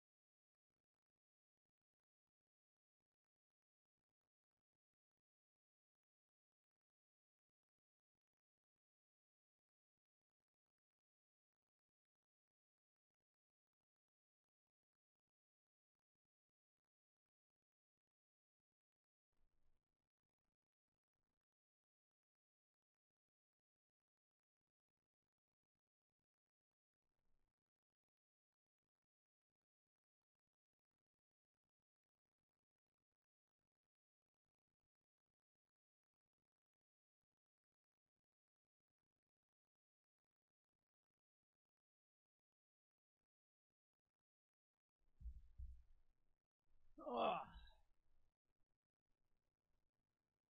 Fallout and Timothy for the sub. All right. Lock it in. We still have 4 more videos. Lock it in here. The evil design of Japan's death penalty. Will you ever play Texas Chainsaw Massacre the game? Probably not. I think I already have, though. Not playing it again, though. If you have any games you want me to play or videos you want me to react to, exclamation my Discord video, /game/chat. Lock in chat. Today, most of the developed world has ended the death penalty. But in 2024, there are still 2... Hold on, I gotta turn it down. Jesus Christ. 24. There are still 2 countries in the OECD that use it. The United States of America and Japan. There's only 2... There's not that many countries that use the death penalty anymore? Like, does the UK do the death penalty, or is it only the US and Japan? Countries in the OECD that use... in the OECD. Japan. But while the US has been transparent about its ultimate punishment, Japan... You're quitting TikTok? No, the video I just posted is just me talking about how I'm probably going to start posting less. Sync for the 3. Stopwatch said 124.62.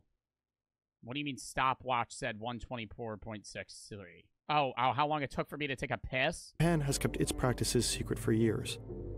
It was only in 2010 that the world was finally Stop asking me stupid questions! Lock in, chat! Known the evil design of Japan's death penalty. July 26, 2022. Tomohiro Kato is sitting in his cell in the Tokyo Detention Center. 14 years ago, he killed 7 people and injured 10. 東京の警察によると、秋生石案での自傷事件で少なくとも7人が死亡し、10人が負傷しました。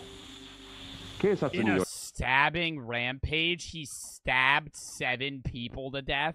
れば、ある男がトラックで買い物かの群れに Usually when you see somebody killed 7 people, it's with a fucking gun. He stabbed 7. 突っ込みました。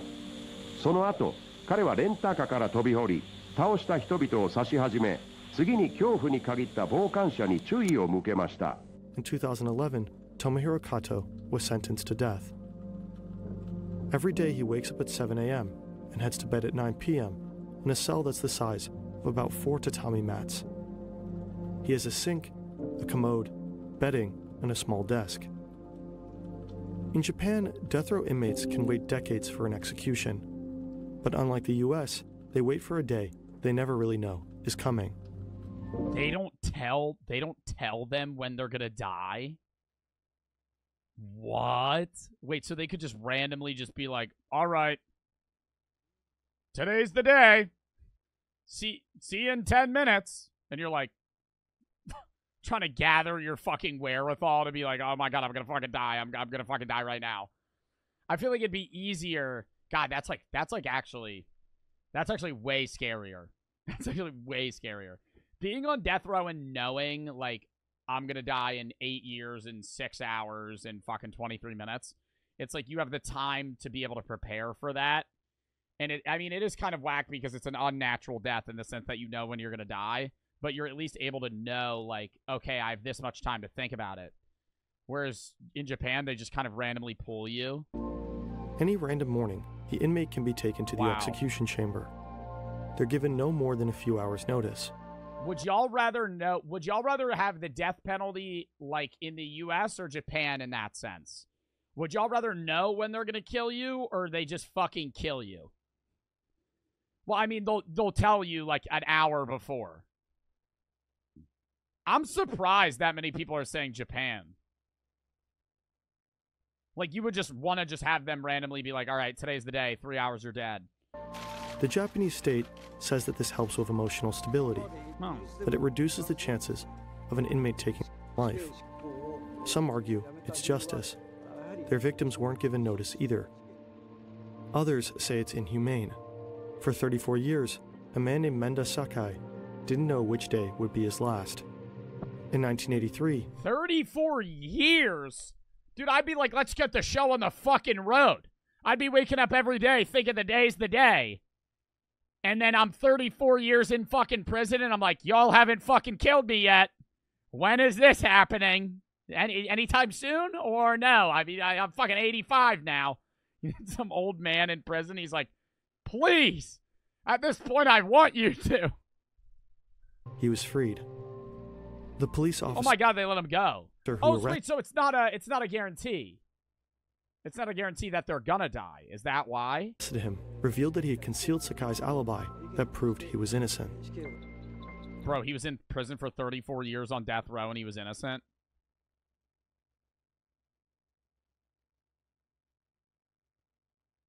I better be getting a bag if that was me. I better be getting a fucking bag. I better be getting a bag, and I better be getting some serum that's going to anti-age the fuck out of me. 34 years? Dude, no amount of money is going to fucking pay that back. 34 years of your life down the drain? I don't give a fuck if they gave me $1 billion. I'd be like, hey, that guy looked like 75. I'd be like, bro, you just took fucking half of his life, and he was innocent. Danny for the 10. 2 have cancer. My fiance just beat breast cancer. Dub. We had our 2-year-old daughter right before we found out, and then we found out we can't have children anymore. Oh, I'm sorry to hear that. Quinn for the sub. I mean, on the bright side, it's good that your fiance beat cancer, you know. But I'm sorry that you're not able to have any more children. Genuinely, that is still horrible. DC for the 3. When's the next FNAF stream? Wednesday. Chibble for the 5. Sorry for being a burden. It should be Ramfo 2. Oh my fucking. Ramfo 2 is not banned either. You've never been banned. Stink for the 3. 12,410 mornings with an unjustified fear for execution. In 2014, Iwa Hakamada was also released and given a retrial due to possibly falsified evidence. He was the longest-serving death row inmate on the planet. Hakamada spent more than 45 years in prison. 45 years waiting to die? In the Tokyo Detention Center, Kato sits in his cell. He's surrounded by objects purposely made rounder so that he can't finish off his sentence earlier than expected. On July 26, 2022, after 14 years of waiting, he hears more noises than usual outside of his door.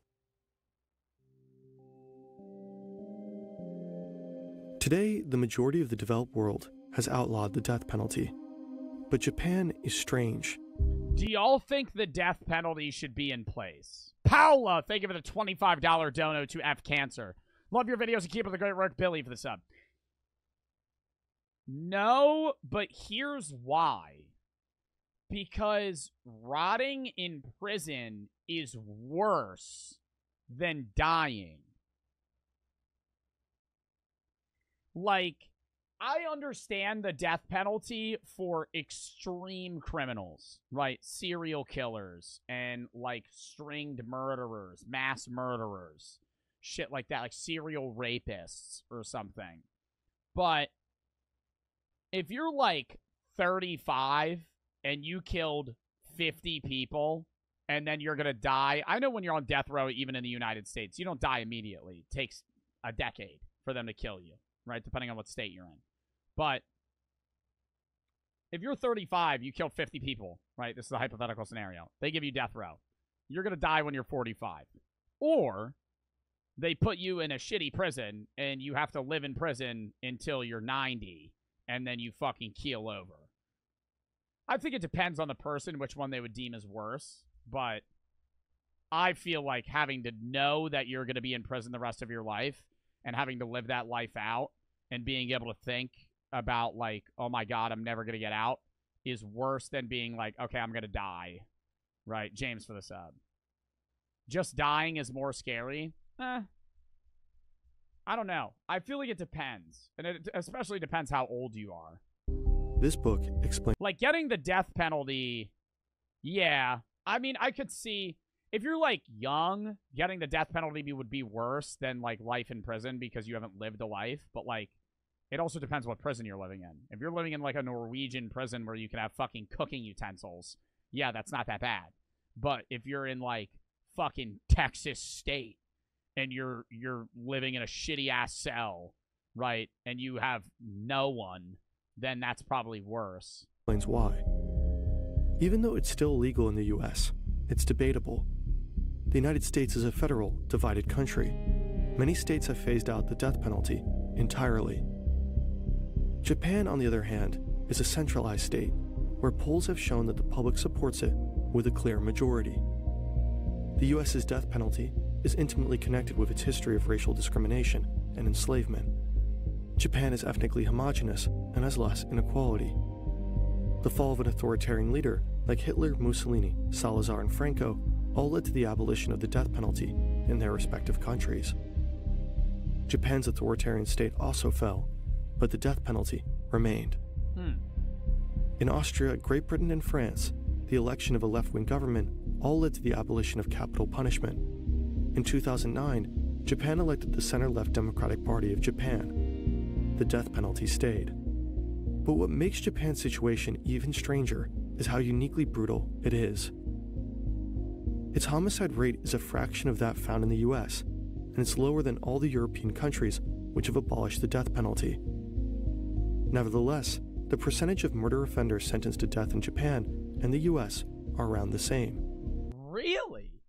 So there's way more murderers in the United States, but the percentage of people that are sentenced to death is higher in Japan.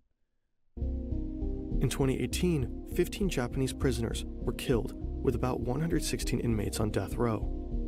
That's 10 less than the US's 25, which had more than 10 times the amount of inmates on death row. 7 of the 15 executions were part of the AUM Shinriko doomsday cult. The Japanese state sometimes executes in batches. All 7 were killed on the same morning. While the US explicitly treats the death penalty differently from other criminal sentencing, in Japan it's treated like other criminal punishments. To be put to death in the US, you must go through a bifurcated trial system. There is a criminal trial for determining guilt or innocence, which requires unanimity. After, if determined to be guilty, it goes to another trial for deciding the punishment. Wait, the jury decides death or not in the U.S.? I thought the jury didn't decide death. I thought the jury just decides guilty or non-guilty. The jury itself also decides whether or not they get put to death? Wow, I did not know that. Here, you must receive, again, a unanimous agreement from the jury. Then, the judge can serve you the death penalty. Florida and Alabama are the only exceptions. But these 2 states are outliers in the US context, and they still require a supermajority. In Japan, it's different. Under the Seiban system, citizens act like judges. They sit alongside professional ones to determine both the verdict and the sentence of a crime. All that is required for the death penalty is a majority. In theory, 5 judges on the panel can believe the defendant. Damn! So you could have you could have 11 people? You could have 11 motherfuckers and 6 of them say you gotta die and 5 don't, and they say, well, that sucks. Sorry. Holy shit. Dude, that's like, you could have like 51% of the people just go, yeah, no, you gotta die. And that you'd be like, well, oh my god, if one guy could have changed his fucking mind. Is guilty and deserves the death penalty, while the other 4 could believe the defendant is innocent and deserves no punishment whatsoever. What? I thought that was just fucking death penalty or not. Oh my god. 6 of them could go, you need to die, and the other 5, not even you're guilty, you just should have prison. The other 5 could go, this guy didn't do it. And they'd still execute him. Holy shit. With this close, it should be 8 or something. I mean, they have 1, 2, 3, 4, 5, 6, 7, 8, 9. I feel like you should have 7. 7 judges. 7 should have to agree. A broad majority, I think, is fair. An uneven amount? Well, you need an uneven amount of judges so you can have a majority. A vote. The defendant can be sentenced to death. In Japan, there are 7 detention centers that execute the death penalty. There's typically 12 jurors in Japan or the U.S. In the U.S., they're saying it has to be majority. I know in the U.S., I've had friends that have done jury duty, and they have to unanimously agree. In the United States, I know the majority, at least, of trials that people have talked to me about, everyone has to say, okay, this guy's guilty, this guy's innocent. And they can disagree, but I think, don't they have to debate until they all agree? Like, some jurors can have to stay for multiple days longer because they have to convince one guy in the entire jury to side with them. And if they don't, then they could go to a whole nother trial with different people. Like, say you have 12 jurors in the United States, and we're all arguing that one guy ran over a family and killed them. And one dude in the group goes, I don't think he did. And you're like, come on, man, like, blah, blah, blah. And you're talking, days go by. Days go by. That guy's not budging. New trial. They just keep going. I think that's good, though. It's annoying, right? Because there's certain scenarios where it's like, why is this one guy disagreeing? But I think having it so every single person has to agree makes sense. But alternatively, that's also kind of bad in the sense that some people can sway other people's opinions. Rather than them just voting without talking to the other individuals, they might be able to be like a very charismatic guy and just convince everybody to do what they think is right. Right? I don't know. I think that depends on the people, the situation, but I think just the idea of having a broad majority or a full majority makes more sense than just a majority. CJ for the 25 to have cancer. First donation, been watching the YouTube for the past few years. Just started watching the stream. I want to say thanks for all that you do. And have cancer. Jedi for the sub. Asia for the 10. To have cancer. Keep up the great content. Thank you for entertaining me and thousands of others every day. Fallout Guy for the 5. Had cancer close to 2 years ago. Beat it. Thank you for helping me, or for helping the cause and have cancer. Dub. Huddy and Bye for the sub. Paolo for the 25. Love your videos. Keep up the great work. I think I read that. CJ Law and Quinn for the sub. Yeah. Also, we are at $3,396 to have cancer. Fucking dub. All right, lock in. It's the justice minister who decides when it will take place. 5 days after he or she signs the warrant, the prisoner is put to death. These are usually signed right before political recess, moments where media coverage is limited. The executions are not made clear to the family members and lawyers of the inmates. They only learn after it's taken place. Wow. Kato is brought into a prayer room. Here he is read his last rites by a spiritual advisor. He is given time to write a will and maybe to consume some snacks or even smoke a cigarette. Afterwards, he's taken into another small room with an... How? Why do they always say that shit? He has some time to eat some snacks. I'm gonna die. I'm a little hungry. It doesn't matter. What the fuck? Hey, man, do you have any Pringles? I want to be full before I get my head cut off. What? You having hunger only matters if you're gonna not die within the next 10 minutes. Altar.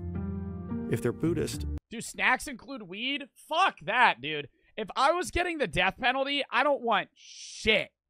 I would just want to fucking sit, maybe a cigarette, honestly. One last hurrah. You know, lung cancer ain't gonna kill you. You know, lung cancer ain't gonna kill you. Whatever they're gonna fucking use to kill you is gonna kill you. But fuck using weed. Oh my god. If I'm on death row and they're like, hey, you want some weed? And I get high, I'm gonna start fucking tweaking, dude. That's not gonna make me feel more calm. Phoenix, Antony, Ben, and Fluffy is for the sub. Canadian for the sub. Fuck that. It will be a figure of the Buddha. If they're one of the few... I would do shrooms if I knew I was gonna die 10 minutes later. Yeah. Newsflash, they wouldn't even kick in. Yeah, give me some mushrooms. Yeah, sure, here, man. You eat them, bitches. Wow, these really aren't kicking. Cling. Head cut off. You ain't gonna fucking feel that shit in 10 minutes. Death for the one. Why'd the bicycle fall over? It was too tired. Christians in the country. A crucifix. In this room, the execution order is officially read out by the prison warden. The last thing Kato sees are the blue curtains covering the next room. The guards wrap a bleached white blindfold around his eyes, oh my God, throw a black hood over his head, handcuff his hands behind his back, and tie his knees together. Holy shit. Holy shit. He is taken to the next and final room. In the US, lethal injection is the primary method of executing the death penalty. They still use hanging? In Japan, hanging is the only method. At the center of the room are 2 red squares. An inmate is made to stand in the center. Beneath is a trap door connected to an adjacent room. When the inmate is in place, 3 officers enter this room. They do not see the prisoner. Oh, do they all press the button, but only one button actually pulls the thing so they don't feel bad? What they see instead are 3 identical buttons. 2 do nothing, but the third opens the trap door. The 3 officers do not know which one is the kill switch. This divides the responsibility between all 3. It's also been mentioned that there is a delayed circuit to hide who pressed the kill button if they were pressed at different times, but I could not find a good source to confirm this.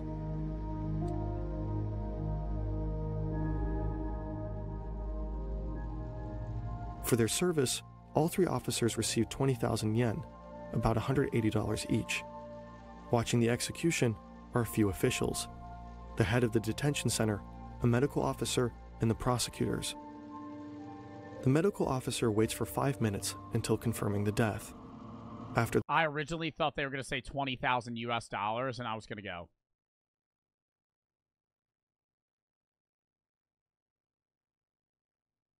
the body is cleaned, the 20,000 US? families are notified. The body will be cremated unless the family specifies otherwise. In the case of some high-profile inmates, the ashes are kept in state custody. It was only in 2007 that the Japanese government even released the names of those put to death. Currently, there are 106 inmates awaiting their execution in Japan. The last person sentenced... Dude, right now. It's, like, so weird to think about. Like, we're watching this video, but, like, right now, like, imagine there are 106 Japanese men or women sitting in a fucking cell right now, just, like, not... Like, I genuinely, right now, one of them is awake thinking about when they're gonna die. ...to death row killed 36 people in an arson attack. Tomohiro Kato was the last person executed in the country. I only felt comfortable putting this video in production after it was confirmed that a very specific organization would sponsor it. If topics like this one make you feel eager for positive change in the world, you should check. You can access their completely free... Do they do charity stuff? ...a difference on those problems, and how you personally might be able to make the most difference. Respectful. You can access their completely free career guide for practical research-driven advice on how to plan a career that's fulfilling... Most other ads I'm skipping, as I know other people probably skip mine. ...and meaningful.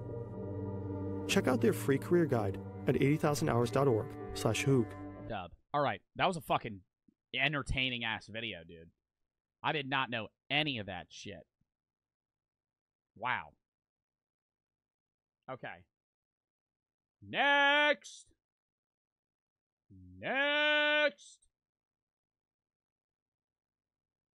The crossbreeding Mr. Beast clones. Johnny for the 222. I don't have money, but my dad died of cancer. I'm sorry to hear that, man. And thank you for the fucking 222 to have cancer. Dad for the 1. All right, I read that. Crossbreeding Mr. Beast clones. And then we have plans to assassinate Hitler. Restraining order means nothing. Welcome back to the Papa Meat channel. How you doing? Papa Meat! We haven't watched a Papa Meat video in forever. Doing? Come on in and sit on down because today we're talking about YouTube. More 10 push-ups. Doing it after this video, brother. Importantly, the king of YouTube. You're gonna have to wait. Beast.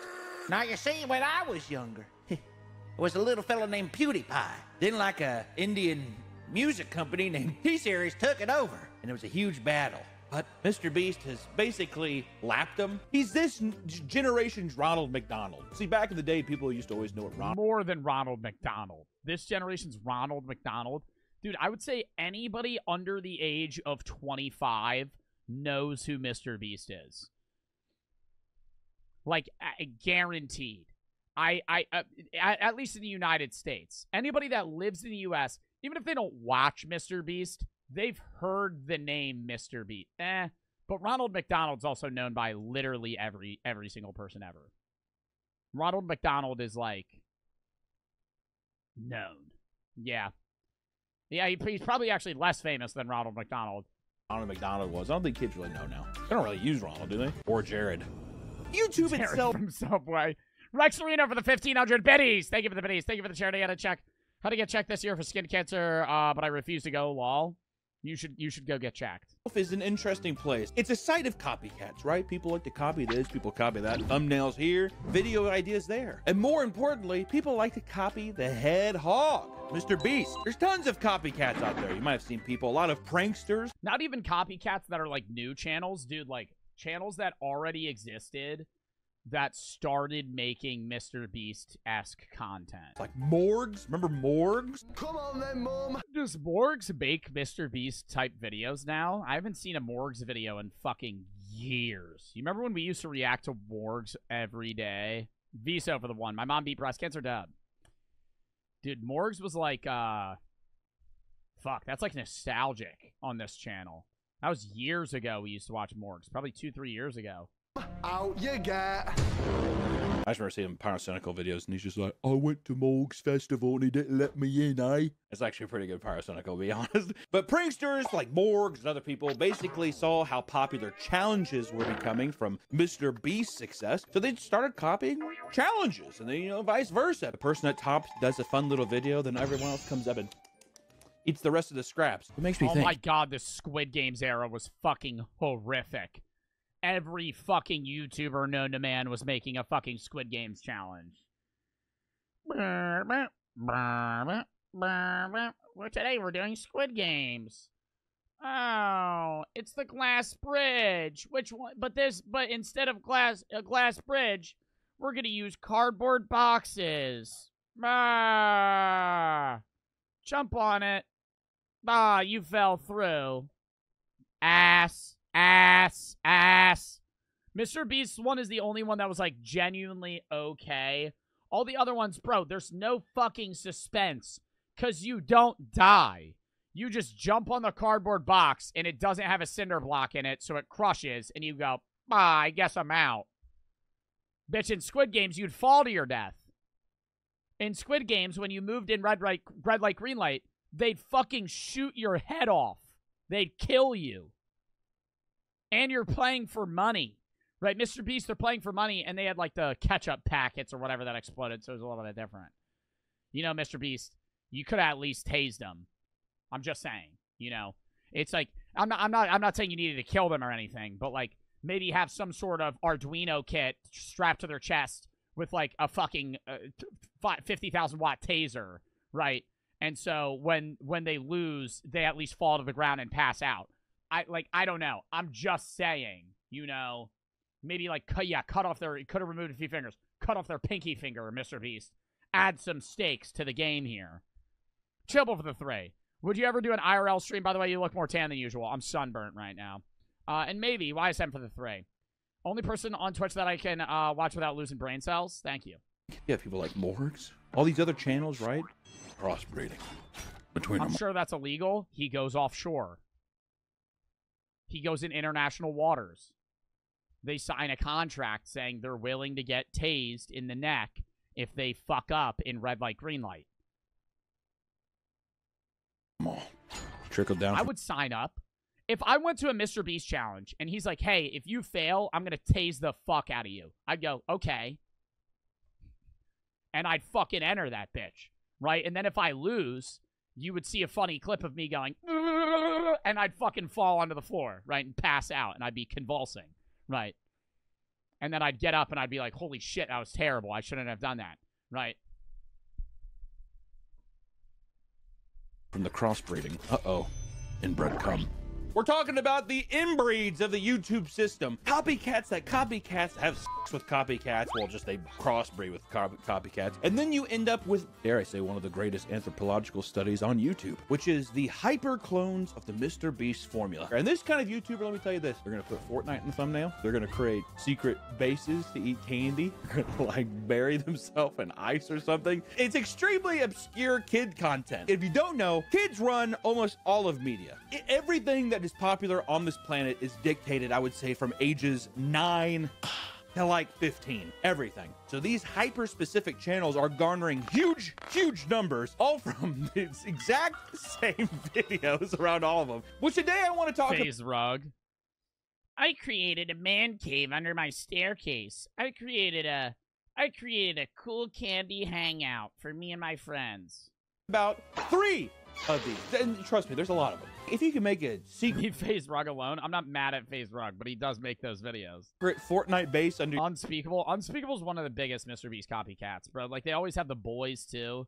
They have their own characters that are supposed to be like fucking Chandler and Nolan and shit. Your staircase and make millions of dollars with your friend. Are you not winning? Are you not winning? You know what I mean? So take everything I say with me just being a jealous little bitch, all right? That's all I gotta say. Like I said, there's a lot of them out there, but I'm gonna focus on 3. Preston and Ben Azelart. Bro, I used to watch Preston Plays every day of my fucking life. Preston Plays used to be my day-to-day activity when I was 10. I would watch Preston Plays play Minecraft Lucky Block and factions and shit. And he would be like breaking into a base. And he would open up a chest. He'd be like, "Oh my God, we broke in. We finally got through. We finally got through the quadruple obsidian wall covered in water and lava. Let's see what it is." And he'd open one chest and it'd be lackluster. And he'd be like, "Oh, this is our food chest." And then he'd open the last one and it would just be full of diamond armor. And I'd be like, "No fucking way!" And I'd get hype as shit that he got like loot. And then like then he'd start up his next video, and I'd read the thumbnail, and it would be him with a sad face, and he'd be like, my base got raided, and I would my mood would immediately drop, and I would open his video, and it would be like, guys, and he'd pan, and his whole base was just blown up, and I'd be on the verge of tears, man. I'd be like, you gotta be fucking kidding me. He built that shit up from the ground. He built that shit from the fucking ground up. And some douchebag came up and blew it all up.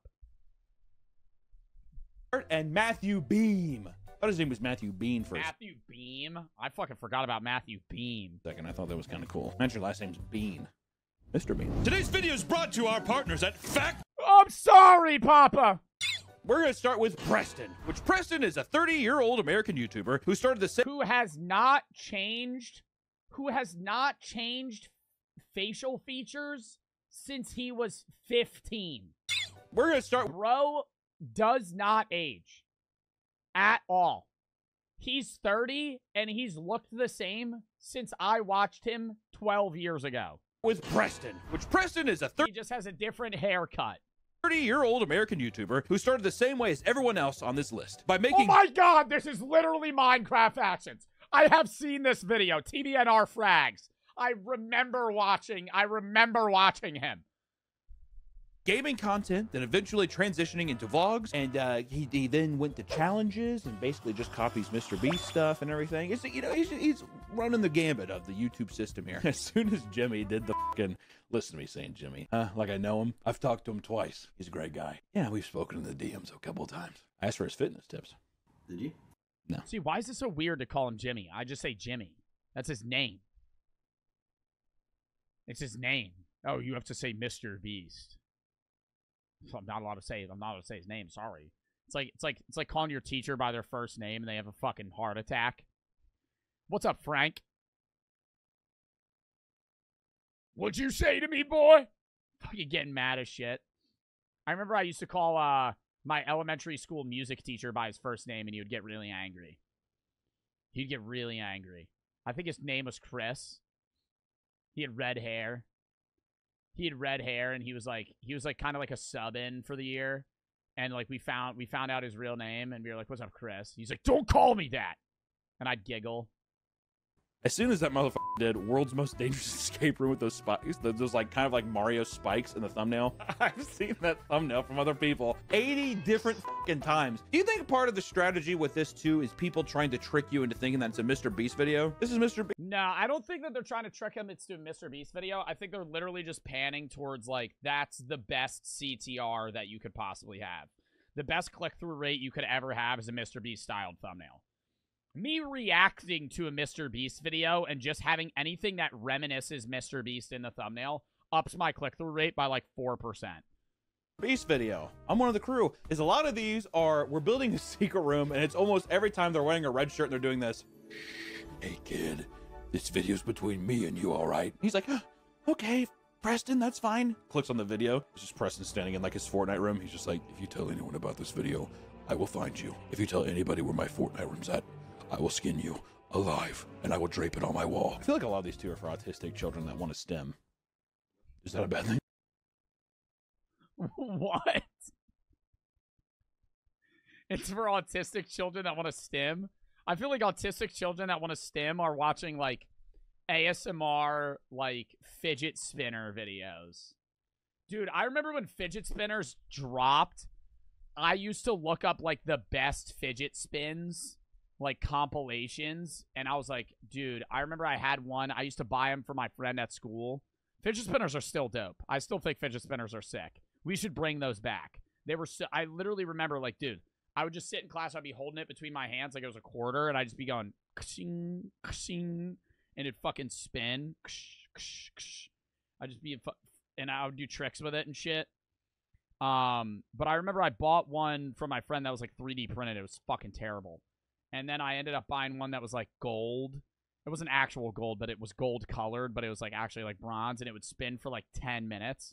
And then I spun it one day and it shattered, and I was like, you gotta be fucking kidding me. And so I'd look up like fidget spinner review videos to try and figure out which one I wanted next. Locko for the sub.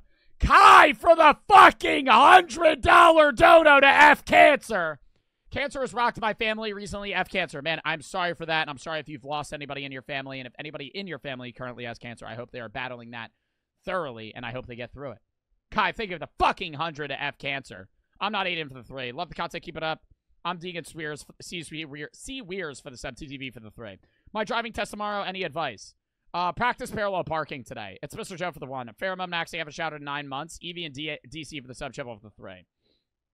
And Kai, thank you for the 100, bro. Any advice? Yeah, practice parallel parking. Know your turn signals. Hell, watch a tutorial video on how to fucking pass, and then you're good. It's not that hard. Unless you're saying it's your written test, in which case, know the fines. Quick C for the sub. Just do practice tests online.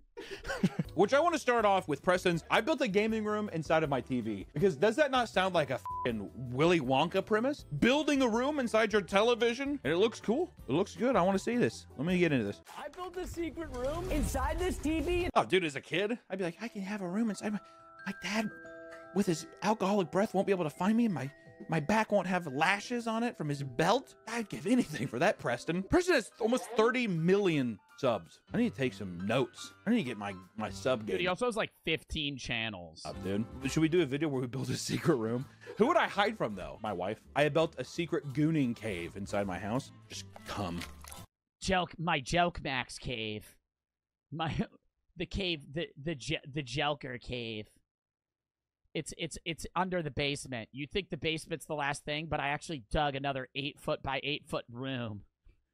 I didn't put anything in it. It's just a concrete. It's actually just a concrete base. It's just a concrete room. It's like an unfinished basement.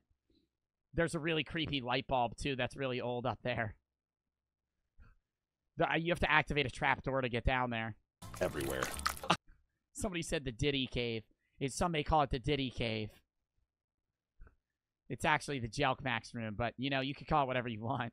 I built an anti-subpoena room. She can't take half of everything if she can't find me. And I'm gonna see if any of these 12 delivery drivers can find me. So the objective is you're hiding from delivery drivers? Don't get me wrong, I know that they're... I made a side house to hide from Jehovah's Witnesses when they come knock on my door. When they hit the Ring doorbell and ask where I am, I tell them I'm out of country, but in reality I'm just in my secret room. Actors, but still, just the idea of just like you're telling a kid being like, you should create a secret room and order pizzas, and they'll come in your house and try to find you. You're like, are the pizza people just gonna enter the house? They'll probably just leave it at the door. We'll get all the free pizza in the world. See in the TV? Preston? They definitely were not told that Preston is in the TV. Don't go anywhere near the TV. For every minute they take to find me, their tip goes down by $100. That's pretty steep, Preston. It'd be so funny if, like, in one of these videos where people are running around that someone got trapped. They just start breaking his house. Every minute they take to find me, their tip goes down by $100. One of the guys goes, I think he's in the walls. Just starts fucking punching holes in their drywall. Preston can't say anything about it because he's hiding. It'd be horrible. The cameramen are like, do you think Preston's gonna be mad about this, dude? This guy's actually just tearing down the house. Horrible. Don't get me wrong, it'd be horrible. But think about this, CNN. On Preston's YouTube channel, someone was dressed as a pizza delivery driver, got trampled over $17. Guys, somebody said they burned down the house.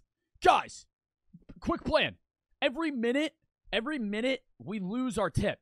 So, like, it's probably going to take us, like, 10 minutes to find him. Why don't we just douse the exterior of the house in gasoline and light it on fire? And then, like, he'll have to leave. And then we'll probably, yeah, we might lose, like, $1,000 in a tip, but it'll be a guarantee that we'll find him. I rigged this entire house with traps because if they drop... Guys, I'm really scared. I'm smelling outside, and it smells like gas. I don't know what it is. Maybe there's a gas leak going on. I think I smell burning. I hear my dog whimpering. That's weird. I think my dog's on fire. Should I go check it out? Leave a comment below. Leave a comment below. It's getting pretty warm in here. Should I get out? Or should I stay in here and wait it out? My pizza, they're eliminated. Preston kind of be looking like my sleep paralysis demon, dude. We have 3 new products at Fire Merch right now, including this one for Valentine's Day. Fine TV. And we have this one too. And finally, last but not least, these beautiful joggers. Oh, Preston, you're doing your merch plug, and you're gonna ruin your swagger here, bruh. For sitting grand for a merch plug, please don't let me down. Go to firemerch.com right now. Link in the description. I would hate having his hair. I remember when I used to watch him, I was like, dude, it probably takes him 30 minutes to do his fucking hair every day. Like, you know how long that takes for him to put product in his hair and fucking air dry it and fucking swoosh it and shit. Like, I have a spike cut, but it's very small, right? Like, it's not something that's hard for me to do. I literally just go, I roll out of bed and I fucking get up. I could have a better haircut, but this is the maximal haircut that I enjoy that also takes no effort to have. Frost for the sub, Evie for the 15 to have cancer. My mom's best friend recently passed from cancer. I'm sorry to hear that, man. And I hope the mourning process is going well for her. And you, if you were close to her. Max for the raid. Please don't let me down. Go to firemerch.com right now. Link in the description. I do like this. And you know what's weird, too, is we do have merch as well available right now. I'm going to emotionally manipulate you because there's a man standing outside my window right now, and he's going to cut off my face. He's going to have sex with my dad. If you don't buy the merch right now, he's probably gonna come in here and fucking use my jelk room. And that's not allowed, right? At stake, anybody that finds this room is allowed, it's their jelk room for the next 10 days. And I don't want that to happen. No one else can use this. Then it's tainted. I'm gonna have to make a new one, right? I don't know what they're gonna do in here, what things they're gonna pull, right? For all I know, they might throw a Diddy party in here, and we don't want that on our hands. Need us for the 10 to F cancer. Brady for the sub. Not Joey for the 3. Business sub for almost 2 years. My uncle and grandpa died of cancer. I'm sorry to hear that, man. On Frost for the sub. Dead body. So, hey, if he hears me talking right now, yeah, I'm probably gonna get shot in the back of the head. So please click the link below. Seriously, I'm selling merch, and there's no discounts or anything. It's full price. You have to pay full price. All right. Not a single discount. There's a heavy shipping fee. Heavy shipping fee because we're shipping from China. You got to keep in mind, this is for my merch. You got to keep in mind, if you live in Australia, you're probably going to spend the price of the merch to ship it there. There's only one shipping facility in the United States, so if you live across the country or across the world, or if you live across the world, it's probably going to suck. I'm sorry. That's actually true for my merch. If you live in Australia, it's probably going to be like $80 to fucking send it to you. UPS takes a real tax on that bitch. I don't cover it. Avon and Pitt for the sub. God damn, back that GoPro off her face. Good lord, dude. I'm having a panic attack watching that bitch walk through the hallways. Like that. Where's he at? Hello, Preston? Are you in here? Preston! I can't believe they found him. I don't understand the secret room. There's the element of a challenge, right? Do kids still play hide and seek? Is that still an appealing thing? What's your thoughts, Nick? I think kids love Minecraft and Fortnite. And what do you do in those games? You build. And you build secret rooms in those games. So it's like the aspect of like, oh, this is cool. Like me and my buddies can hang out in this secret room and play video games. We can play Fortnite and Minecraft. What kids are you talking to figure that out, man? Hey, I was a kid once. Well, I always think it would just be cool to have a secret room. I mean, I don't know. I thought about that when I was a kid too. Like if you ever found like a part of your house that had like a little cubby hole, you were like, oh, I could transform this into something different. That would be like really cool, you know? I could paint up the room, and I could hang my DSi here.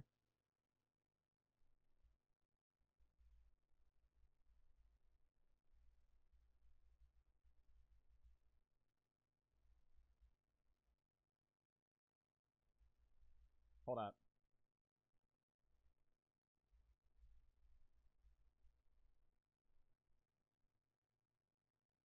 Hold up.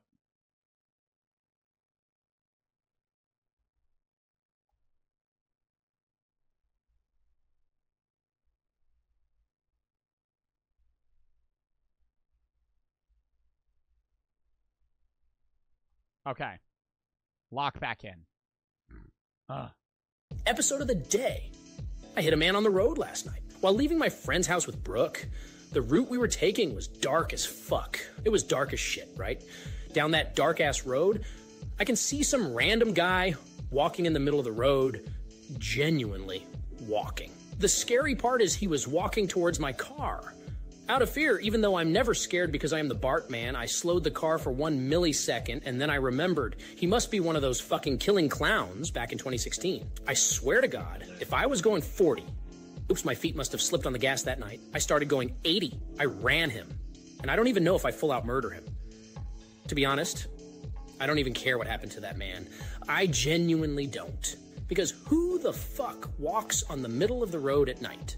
So, advice of the day. Don't walk in the middle of the fucking road at night when you see the Bartman and his Wrangler. Because the only thing that's stopping is your life, not mine, pal.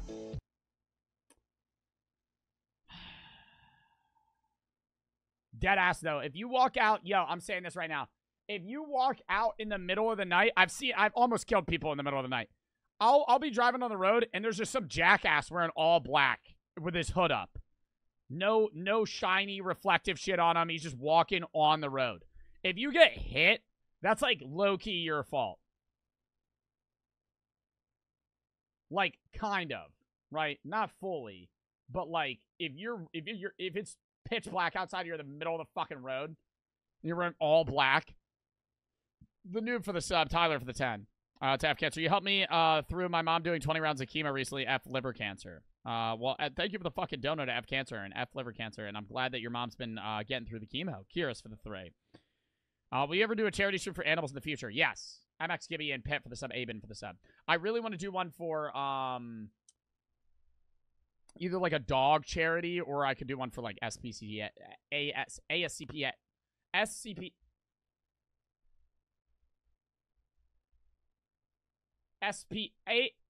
SPCA. Fuck. Need us for the 10 to F cancer. Brady for the sub. I was a kid once. Yeah, 60 years ago, dude. Also, he's doing the Sheldon Cooper Bazinga thing where he puts the iPad on a little roly-poly thing. Yeah. Preston, I see the Big Bang Theory reference, all right? And I'm a fan, too. Bazinga. Another thing I fucking hate Big Bang Theory. I used to watch it all the time, and then it just got worse and worse. And once you recognize the laugh track, it just ruins it. These YouTubers do as well, and I don't know why, is like encasing themselves inside prisons or like ice or cardboard. Like Preston's video, frozen in 10,000 pounds of ice. Did they just discover David Blaine? Like, what is the thought trajectory of being like, I can't escape? This is one layer of ice. Let's make it 1,000. Also, I've noticed that stuff a lot too in these videos. These videos, people like jolt their head through the walls. Here's Matt Beam. We technically have to make a hole big enough for us to fit in, because if we don't, we get trapped in here by this. Preston, are we supposed to believe that you would indefinitely be in there? Is this a jigsaw trap that you're setting up? If we don't get out within 6 hours, my editing crew's actually gonna fucking kill me. Even though I pay them and I kind of need to be alive for them to make money, they're gonna fucking murder me if I don't get out of here. Trust me, the stakes are high. Don't get through this 100 layers of ice, this steel door will lock all the oxygen in this room and I'll suffocate and die. Oh, level up. Give me a pickaxe. Oh, level up chainsaw. Trivia question for another level up. Charlie the commentator for the fucking $100 dono to F cancer. Bro, are you still doing your subathon? Thank you for the fucking 100 to F cancer, dude. Dub in the chat for Charlie, man. I appreciate that shit. If you just got done, fucking how was it? Thank you for the fucking 100 to F cancer. We're at $3,639 to F cancer today. One day for the July takeover. This is one of the best charity streams we've had thus far. Thank you for the fucking 100, Charlie the commentator. I appreciate that. W fucking him. Stink for the 3. You should play another Crab's Treasure someday if you haven't already. I have seen that game. I don't know if I would play it, though. Sticky for the 25 to F cancer. My grandma passed from cancer, F cancer in the chat, and I'm sorry for your loss as well. The noob for the sub. And thank you for the fucking 100, Charlie. And Sticky for the 25. Dude, I'm telling you, man. If I could be with my goofy-ass boys. And Jocelyn for the 10 to F cancer. My mom got diagnosed with cancer this January. It's been a long and scary journey, but after a lot of chemo, she's finally having her surgery next month. F breast cancer. Well, it's good her having her surgery, and I hope that goes well. Doing this shit. We could never do this. What? We don't have the charisma to do this. My fat ass, I'd paw at the wall for a second. I'd be like, nah, can I just make a cartoon or something? What the f do I have? Why do I have to do this? God, you being in one of these videos. What does that mean? Like all pent up chihuahua. They'd be like, you need to slow down. We need content. You're like, you're freaking everybody out. You're like, what the f is that motherfucker eating through the product? You know, you're like, I'm not even gonna use my hands. I'm just gonna eat through. What kind of like weird mental asylums do they build for these videos, dude? Whatever, Preston. I'm tired of Preston, dude. Get me the away from Preston. Let's talk about Ben Azalart. Is a French. I don't think I've ever seen a Ben Azalart video in my life. I've seen him, American YouTube, and I've seen him work with like other fucking YouTubers. YouTuber who, once again, started. Doesn't he work with the Stokes twins sometimes or some shit? I feel like he's worked with like the Cringe Crew. With pranks and challenges videos just like Mr. B. And he's done videos like surviving at sea. He's done $1 versus $100,000 water park challenge. Squid Games in real life. That's a popular one amongst. It's just a $1 water park. And they pour a water bottle on somebody's head. This is a $10 water park. And it's just like a slip and slide. They just have to fill time for the video. So they just come up with shit. Like, what fucking water park costs $1, dude? Fucking just skip to the first cheapest one. Start with a water slide. Why do we got to start with something stupid? 5K for the sub. Also, water slides, so ass. So ass. If they're going into a pool, fun as hell. If they're a big water slide, fun as hell. But like a base water slide that you get at like Toys R Us when you were like 6, and you just like attach a hose to it, and you get covered in grass clippings, and half of the time you fall off the slide, and it's only like 10 feet long, so you slide for like half a second just to fucking fall off. Horrible. It's the kids, dude. Who would have known Korean cinema would have been so... A slip and slide? Yeah. Oh, what did I say? Did I just say slide? What did I say? I don't even know what I said. Slip and slide. What did I say originally? I don't even know what I said. What do you think about Biden dropping down and endorsing Harris? Well, I mean, Harris isn't definitively the Democratic nominee yet. Oh, I said water slide. Yeah, not a water slide. Water slides are lit. Popular with all of us little American brats. He's seen Mr. Beast do some stuff, but I feel like Ben has his own little bit of flair. What I like about Ben is almost in every thumbnail he's wearing either a red hero for the sub or blue shirt, because you just gotta let the kids know, hey, caught your eye. Kids like, huh? Because every kid's like, you know. Are fidget spinners still a thing? Oh my god, we just talked about fidget fidget spinners. spinners. Fidget spinners would need to have like some kind of scent thing where they could like spin it and they could like smell it. Now they could like watch a Ben Azalart video. So they're just like.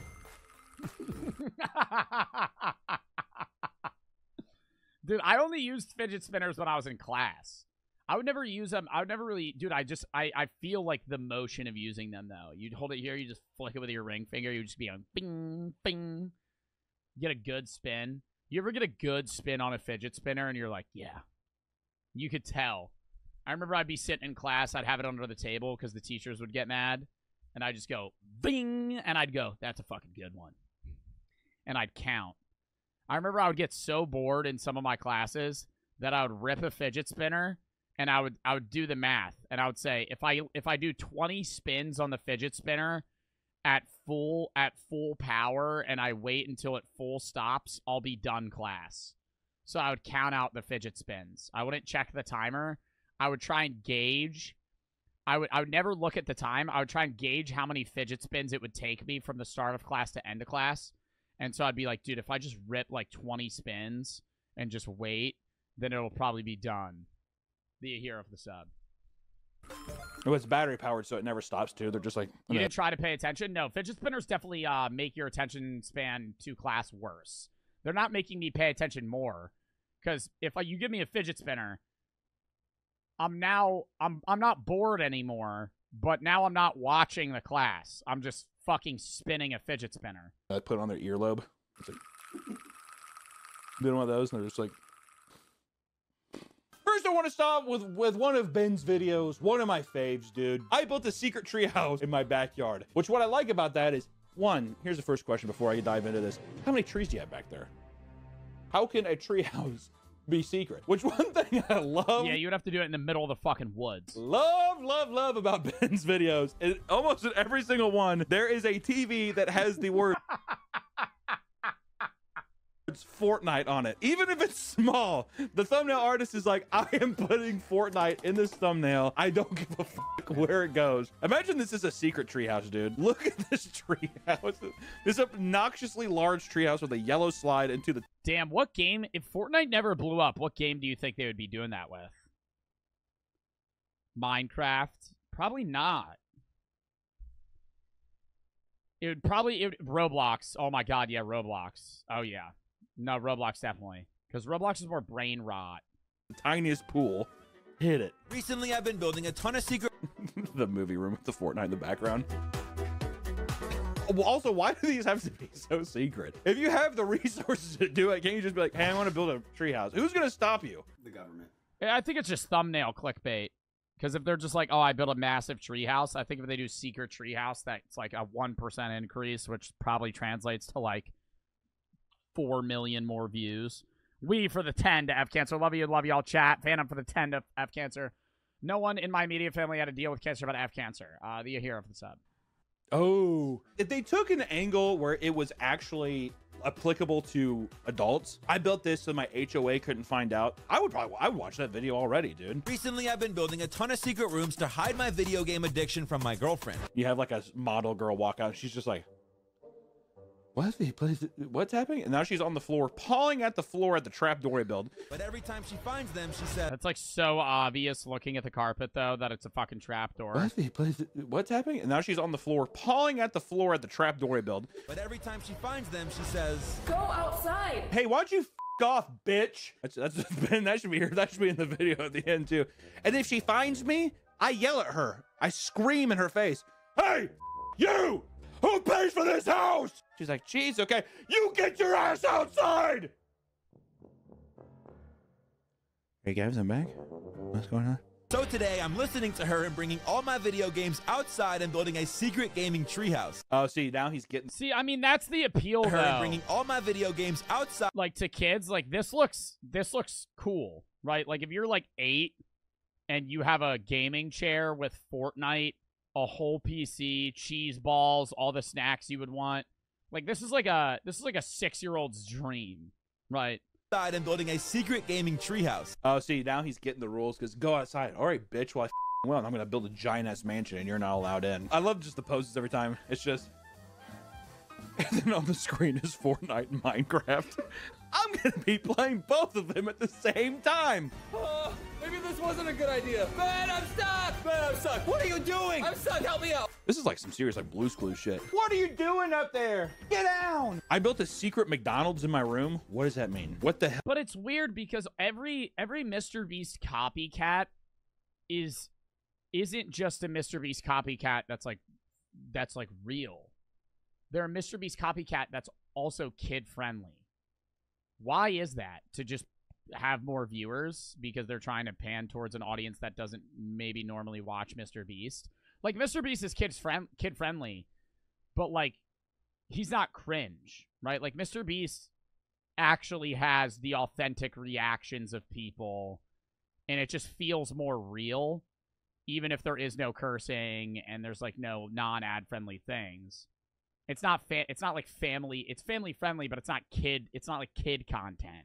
Every Mr. Beast copycat is like kid content, like just fucking stupid puns and jokes, and just panning towards like the fucking 5-year-olds that have a YouTube account on their mom or on their mom's YouTube account that they're watching, so it just spams it with ads.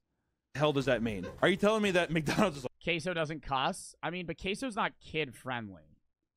Like, no part of me would go, Queso's a kid-friendly streamer. Even if he doesn't curse, he's playing horror games. Like, Queso plays, like mainly scary shit. I would not say Queso is, like, a fucking kid-friendly YouTuber. Nick A30 is a kid-friendly YouTuber. It's like, I mean, we could probably set up, like... Yeah, like PG-13. If I was a movie, I feel like I'd be rated R, bitch. You would have to bring an ID. You would have to bring an ID or a parental guardian to watch my shit. A workstation or something to help you out here. I set up an entire franchise in my backyard. Today, I'm building 3 secret... That shush face with that blue underlighting is evil. Don't tell anybody about it. Today, I'm building 3 secret restaurants in my house. And you're probably wondering why. Well, my house is filled with the coolest secret rooms, and I want to give them... Dude, these are all the same. This is all the same shit, man. Where if you were younger, would you be... Yeah, I mean, it literally is just a repetition video. I put a secret room under my stairs. I put a secret room in my basement. I put a secret room in my bathroom. That one's weird. You put a secret room in the bathroom? Into this shit, you think?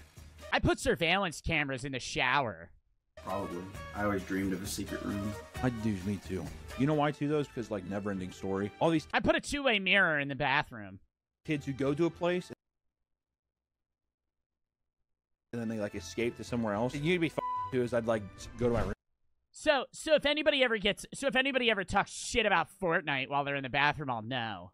That's definitely why. I'm gonna go to the basement and, like, look, like, I feel like I could probably do something like this. I'm attempting the impossible to transform all my secret rooms into secret restaurants. Like, imagine sitting at home and only having to take a few steps to get your favorite food. Who's gonna make the food? DoorDash. Cheaper than breaking down your drywall and making a whole ass another room, dude. DoorDash. Uber Eats. Postmates. Food for you, Ben. What if you actually had people, it's like your job is to be back there? To be fair, if you work there too, it's only one guy. You have to imagine if he's doing that shit, he has to be tyrannical. Did you look at me? I'll take a double cheeseburger. Okay, one double cheeseburger. Take a bully. One double cheeseburger. He never actually hits him, but he's just like, don't you even look at me, dude.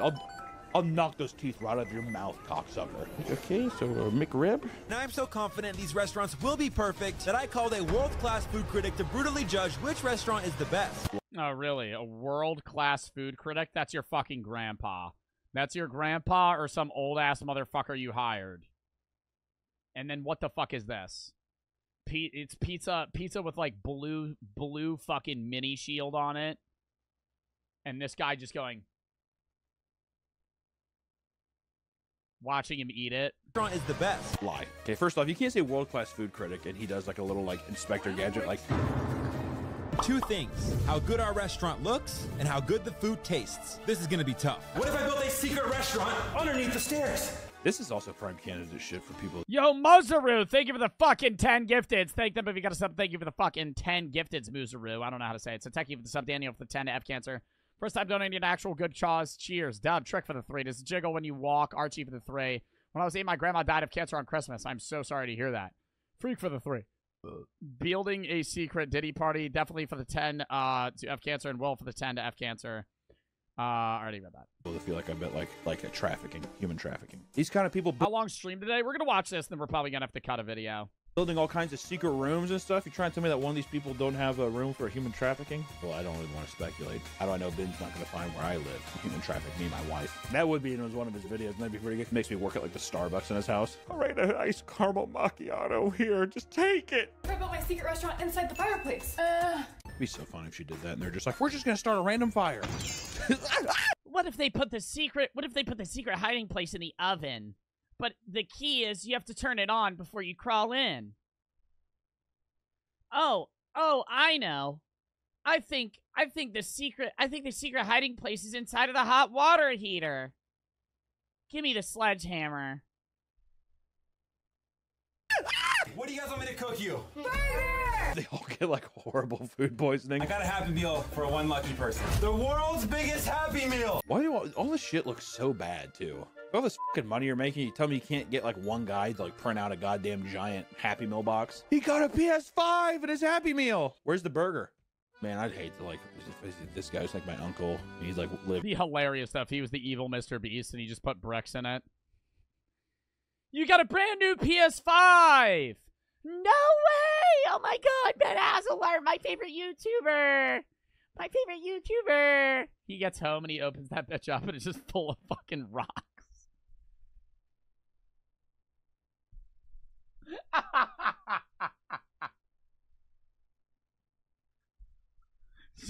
just something just so He's like, ooh, I didn't know a PS5 was this heavy. Just like cinder blocks. lived in LA, an actor. This is what Uncle Billy's up to, huh? Milk, and it's coming. I've never seen a Happy Meal half that big. We'll see. Oh, big bite, big bite. Moment of truth. I feel like dirty You watching. just ate bread. Doesn't I feel like just a little dirty. I've never seen, and Ben's like, keep your clothes on. He's like, half that big. Fully torqued. My giant fries are even cooler. Oh my. You already know that's French fries, and the rest is just nothing. God. This is seriously so scary. They're drinking Prime in it too. Prime's delicious. They're Logan Paul fans. The burger, not the best I've ever had, certainly the biggest. And the fries, also a little subpar, I'm sorry, I have to say. Ben just kicks the shit out of him right there. You fucking kidding me, old man? Lastly, I want to say that we have one of the truest champions I've ever It seen. becomes like a live leak video. He actually just starts smacking him in the face with a crowbar. Just mangles him to pieces. That's what I fucking think about your review of my goddamn McDonald's, you fucking pussy. Spits on him. All right, wheel him away. Bring in the next critic. All right, take 2. Zen for the sub. Seeing on this side, on this little rinky-dink side we call YouTube. I'm talking, of course, about Matthew Beam, baby! Matthew Beam is known for his unique and large-scale projects. Oh my god, can we please stop the secret room shit? He's collaborated with Mr. Beast for quite a lot of his videos. He made a Mr. Beast car, and a giant Feastable chocolate bar, and as well as his 100 million play button. He makes a lot of secret room videos as well, thank God. He built this...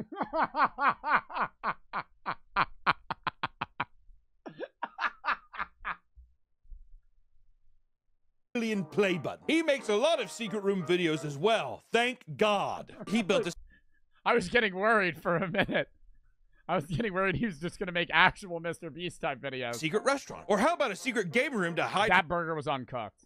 Videos as well. Thank God. He built a secret restaurant. Or how that burger ain't got no grill marks on that bitch. That's just gonna taste like that's gonna taste so bad. How about a secret game room to hide from the police? Be on the lookout for Matthew Beam. How about another secret gaming room? This time to hide from his naughty sister. Even a secret gaming room to hide from his dad. So many places to play games. He's also known for creating stuff like the world's largest hamster maze, a $25,000 Mario castle for his cat, or a Lego house. I mean, the Lego house is kind of cool, but like, how do you make that fucking interesting? And he even goes and pimps out other content creator rooms, right? Which I remember seeing the Kai Cenat one, and I don't want to be rude. I don't want to be rude. Check it out in 3, 2, 1, take a look. I don't think Kai liked it. It was supposed to be Kai's dreaming room. I could have done that shit, dude. You see Kai's fucking Elden Ring room? Matt Beam, why don't you make something like that, dude? That shit's fucking amazing. That shit looks great. And he also did Aiden Ross's room. You're telling me Aiden Ross was going to stream in this? I think people did not, if I remember right, his chat said it looked pretty bad. And even if it does suck, who gives a shit? He's just making content. I mean, like, whatever. It's not like he's like, this is I live and die at my rooms. All right? So I just want to say, you know, no... Mods, please mod the chat. I've been banning people left and right.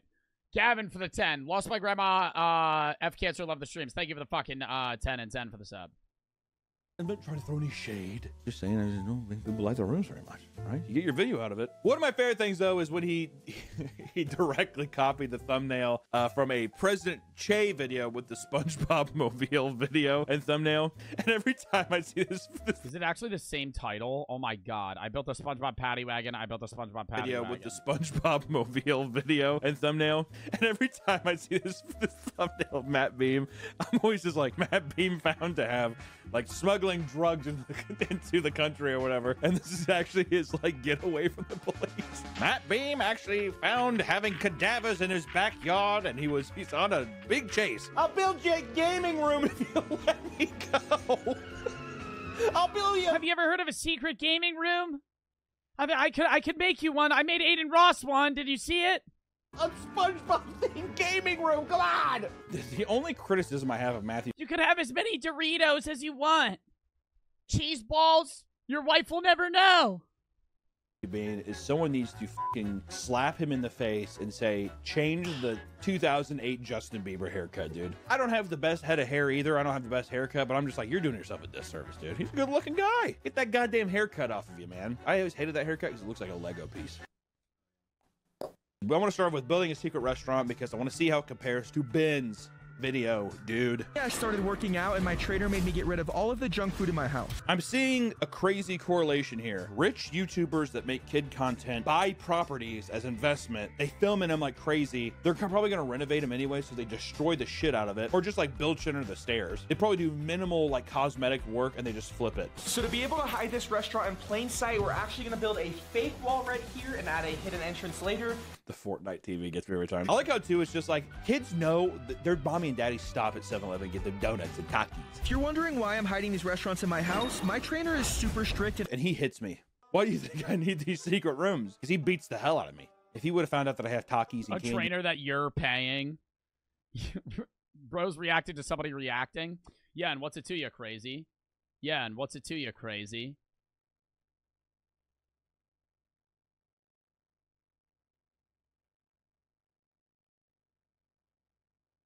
And little donuts down there, you don't even know what he would do. You have no idea. I will say Matt is the only one to actually show the framing of them actually building stuff. Granted, it might not be the best, because here's the thing too. Of course, it's not gonna be shit-ass chat. Shit-ass chat. Oh, so I'm not allowed to watch Papa V video. The most structurally sound best thing, because he's building it in like 2 hours or whatever the fuck it is. But I like whenever they follow the whole gimmick, dude. Have the whole crew, have the buddy system, right? They're all quirky as well, and they have their own kind of fun things to say. I'm getting sick of this healthy food. Let's get... Dude, but it's every fucking Mr. Beast clone has the same guys. They just have like the one skeptical dude that doesn't want to take things too far, you know? And then they have the one quirky, outgoing Giga Chad that's just like, yeah, let's fuck around, right? And then they have that one smart plan maker that gets everything done. And then they have the fucking figurehead, whether it be Mr. Beast, Matthew Beam, fucking Ben Azalart, fucking the dude that built a house on Amazon. I fucking forget his name. It starts with a C, something other shit. That's the fucking head of the show. Blurry for the 3. Tell your wife I said hi. I'm not married. And for the 5. I do have a girlfriend, though. Caleb for the sub. Striker for the sub. Gavin for the 10. Building. What if I took all the cushions off this couch, cut a giant hole into it, and then made a cake? Airrock's a little bit different. Airrock is like a duo. It's not a duo or a trio. It's usually not like a group of the boys, as most are. See underneath it. Unspeakable. Plot? Yeah, that's the guy. What? Could you explain further how you're planning on doing this portal-like gun, dude? Prepare to be satisfied. That paint job is horrible. This looks so good. This looks so good. It's like all you can see. You just see the fucking paint that dripped over. See the paint under like the original wall color underneath it. You can tell they're just as literally as fast as you can. Oh my God! Look at this. Look at these stripes. Now we just have to add the giant 7-Eleven glowing sign right there. Everything is huge and giant. The giant sign. Why even build a 7-Eleven? It's just like they're trying to come up with a reason to where the kid's gonna reasonably go, oh yeah, this makes sense that we're gonna build this 7-Eleven sign, when they could actually just fucking have a secret snack room. But that's not interesting enough because nobody's gonna click on that fucking video. So they have to do the 7-Eleven for the sole purpose of clickbait, because people won't click on a video if it's like, I built a secret snack room. But if it's, I built a secret 7-Eleven, oh. Okay, here's the Twilight movies. I'm almost positive that's a copy of Norbit, which if you have a copy of Eddie Murphy's Norbit on DVD, that's insane. It'd be so funny. What if there was just like Schindler's List? I just got a huge Criterion Blu-ray haul. The first thing we're watching is Solo. There's gonna be people who did not understand that joke. Give it a watch. It's a good movie. I actually have a hidden room under my... He has a fucking secret bookshelf. I really have to catch up on reading, guys, so I have some of my favorite books lined up. First off, we have Diary of a Wimpy Kid. Second up, we have Diary of a Wimpy Kid Cheese Touch. Then we have the Harry Potter collection, Mein Kampf. And then, you know, we get into some more, you know, entertaining things, like Lord of the Rings. My stairs right here, but since my personal trainer watches the... Yeah, do the he gave me the Ben Alvarez shush. I like that. That's a point for Matthew. Bing! Wow! Oh, head bashed through wall. Another Matthew. Bing! We have all of these McDonald's foods from across the world. These are exclusive just to these countries. Well, they're just red boxes with really poorly cut country flags. And duct taped shut. Taped to the side of it. We have the United States, Japan, France, and even Mexico. Oh my God, that's the whole world. You got 4 countries. That's the entire... Man, how'd you do that? My trainer's out front.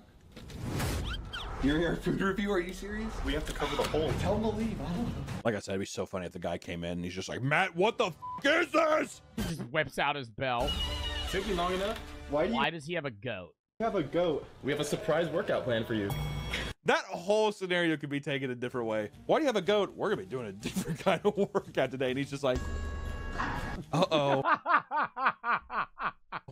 I think I'm about to have a whole lot of fun. Like we're missing the Red Bull machine. This thing's giant. Everything is giant then. This is huge. It grabs a shoe. Okay, this is the biggest shoe I've ever seen. I will say Matt's production value in this much better than Ben's. The crown jewel. I mean, yeah, that does look much higher quality. That looks shitty. But the fucking side Subway. Oh! It's like a $3 Subway sign they got on Etsy. Subway! Woo!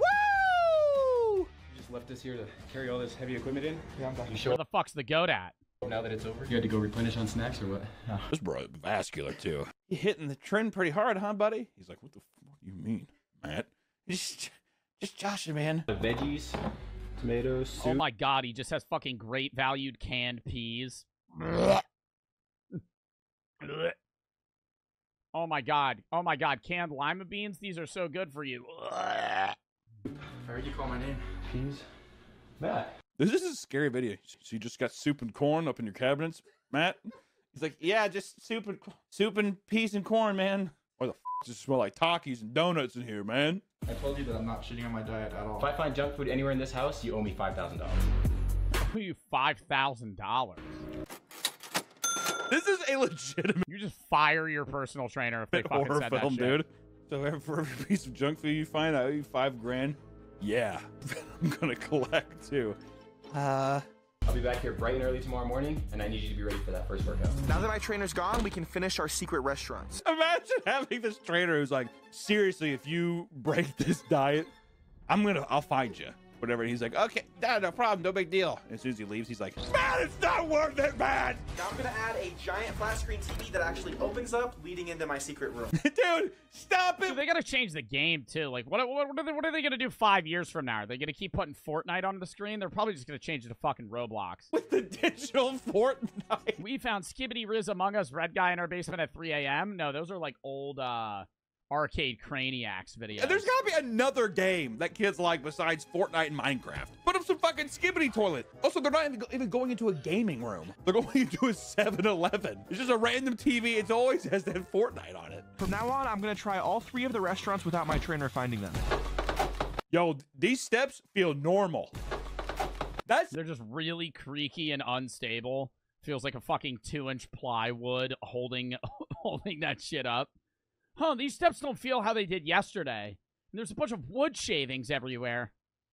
That's probably normal. They might have termites. Sounded normal. Imagine the train, like the actor who's doing the train or whatever.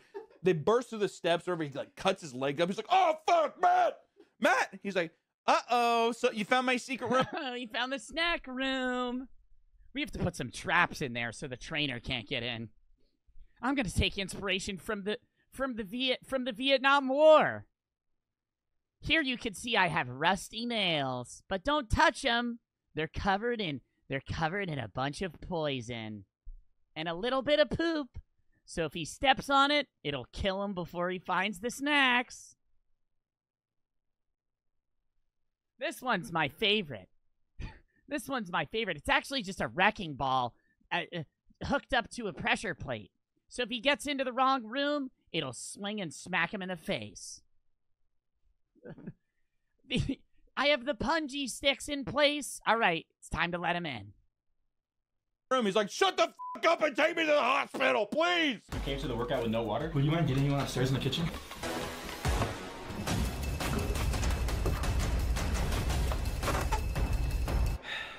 This guy's always disappearing. If this was not filmed and this was a real life situation, this would be insane. Is anyone here? Bro, It's just like a personal trainer trying to help you out, and you're like, man, you just can't eat snacks. He's like, I won't. You're coming inside, you hear a bunch of renovations being done. You're like a fucking saw and a bunch of hammering and shit, like bang, bang, bang. You knock on the door, it just all stops. You hear, oh fuck, just a second. Comes in, oh, I'm ready for the workout. You go get the water. He's like just sitting under the staircase eating like fucking Twinkies. You find him and you're like, bro, like what are you like I'm not that mad at you. I was just telling you can't eat snacks. I'm sorry. I couldn't handle it. I just couldn't.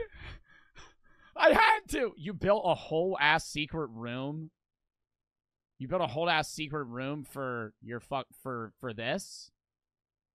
What the and he just leaves. Hello, they're like underneath their staircase, like flipping burgers, like.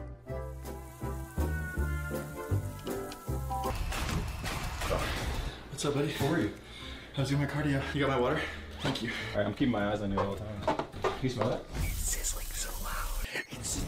There's so many flames back here. Have chips, cookies, brownies, Prime, Feastables. I'm in hell. We got Prime. Did I tell you how we have Prime? Did you drink your Prime yet?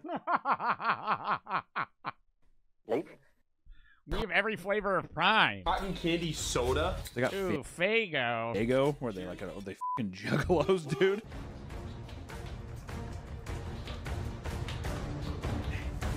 Give me some chips. You fat fuck. And then Matt basically got brutally assaulted and murdered in his video. Like the absurdity and surrealist horror that all of these things dip into, it's nothing beyond fascinating. I love it so much. And I think that this is the trajectory of where content's going forward. Like, so no more. Dude, what's crazy is like 3 years from now, it's gonna be worse. Like I don't know what they're gonna be doing next. Because it's gonna get more and more brain rot and just stupid. Bullies and me eating food all the time. I'm gonna get my trainer in here and build up secret rooms where I can eat Takis. And I'm gonna build a Panda Express in my backyard. I'm gonna SWAT myself. I'm gonna hide from the SWAT team. And just eat snacks in the corner. Press it for the sub. Joe Mon for the 10. That was a W video. Thank you for 10 for the 10 for F cancer. Prayers for everybody go through hard times with cancer. I had a tumor. Come back recently. Thankfully, it's benign. I'm sorry for anybody dealing with this. Origami for the sub. Z-back for the sub. Well, it's good. It's benign. Big Boy for the 3. First time I live in Australia. I love your VODs. Keep up with the good streams. Thank you, Blurry, for the 3. All right, chat. I know I said we were watch one more video. I actually feel like I'm going to shit my pants. And I don't. And I'm not even saying that in a fucking comedic way. I feel it grumbling. I wanted to rip ass. I didn't. It was very questionable. I have to go take a dump. So we're going to call that there. We're going to watch the other videos on another stream tomorrow, maybe tomorrow. Tomorrow we're going to start with Cuphead. We're going to do some random games. We might end with reacts. Tuesday is going to be a short philosophy stream from like noon to 3. Actually, we're not going to, because we're doing a philosophy stream. We'll just wait till Friday to do more reacts because philosophy is also kind of reacts. But tomorrow's Cuphead random games. Tuesday is going to be for the philosophy stream noon to 3. Wednesday is going to be more horror. We're going to be doing FNAF, Joy of Creation. We're going to finish the last 2 levels, finish the game, beat the game, and then do some other horror shit. Thursday, I'm not live. Friday's reacts. Saturday is going to be gaming. I don't know what yet. And then Sunday's reacts. And then next Monday might be Simulacra 2. Next Tuesday, I don't know what we would be doing. We might be off next Tuesday, and then we'll be back on our regular schedule. Actually, no, we'll probably just stream all next week because I'm going to be off this Thursday and this upcoming Sunday. So we might stream all next week, at least weekdays, next Monday through Friday. But yeah, if you have any games you want me to play or videos you want me to react to, exclamation point Discord, videos, /tab, games, /tab. Chat, I'm not going to do the push-ups. I'm literally about to shit myself. The second I get up, I'm running to the bathroom. Videos, /tab, games, /tab on the Discord. I find most of the videos I watch games on the play. So if you have any videos you want me to play, send those there. I'm going to be posting on both the gaming YouTube channel today. I'm going to be posting the second part of Chained Together, us beating the game. And then I'm also going to be posting on the main right when I end, so go watch that. Full nod for the sub and Fluffiest for the 1 to F Cancer. We raised $3,713 for F Cancer. Dub in the fucking chat for that shit. The next one we're going to be doing is for the Veterans Housing Coalition, which is to help provide housing and fucking food and supplies and other shit to veterans in need that are homeless. Great charity. We're going to be doing that in early or mid-August. I'll be giving you guys the date soon enough. After that, we might do an animal charity and also a suicide prevention charity for September. But yeah, hope you all had fun. We had a great chat, great audience, a lot of people on the stream. Thank you to everybody that fucking donated, subbed, followed, etc. And thank you to everybody that donated and supported the charity stream today. I appreciate y'all. And I love doing these, and we will continue to do them in the future. Mr. Far for the sub, and go watch the YouTube video. Outside of that, I will see you guys tomorrow at 2 p.m. EST. Oh my God, I'm actually about to shit my pants. I'm clenching. We are raiding Chris Melberger, and I'm going to take a fucking dump.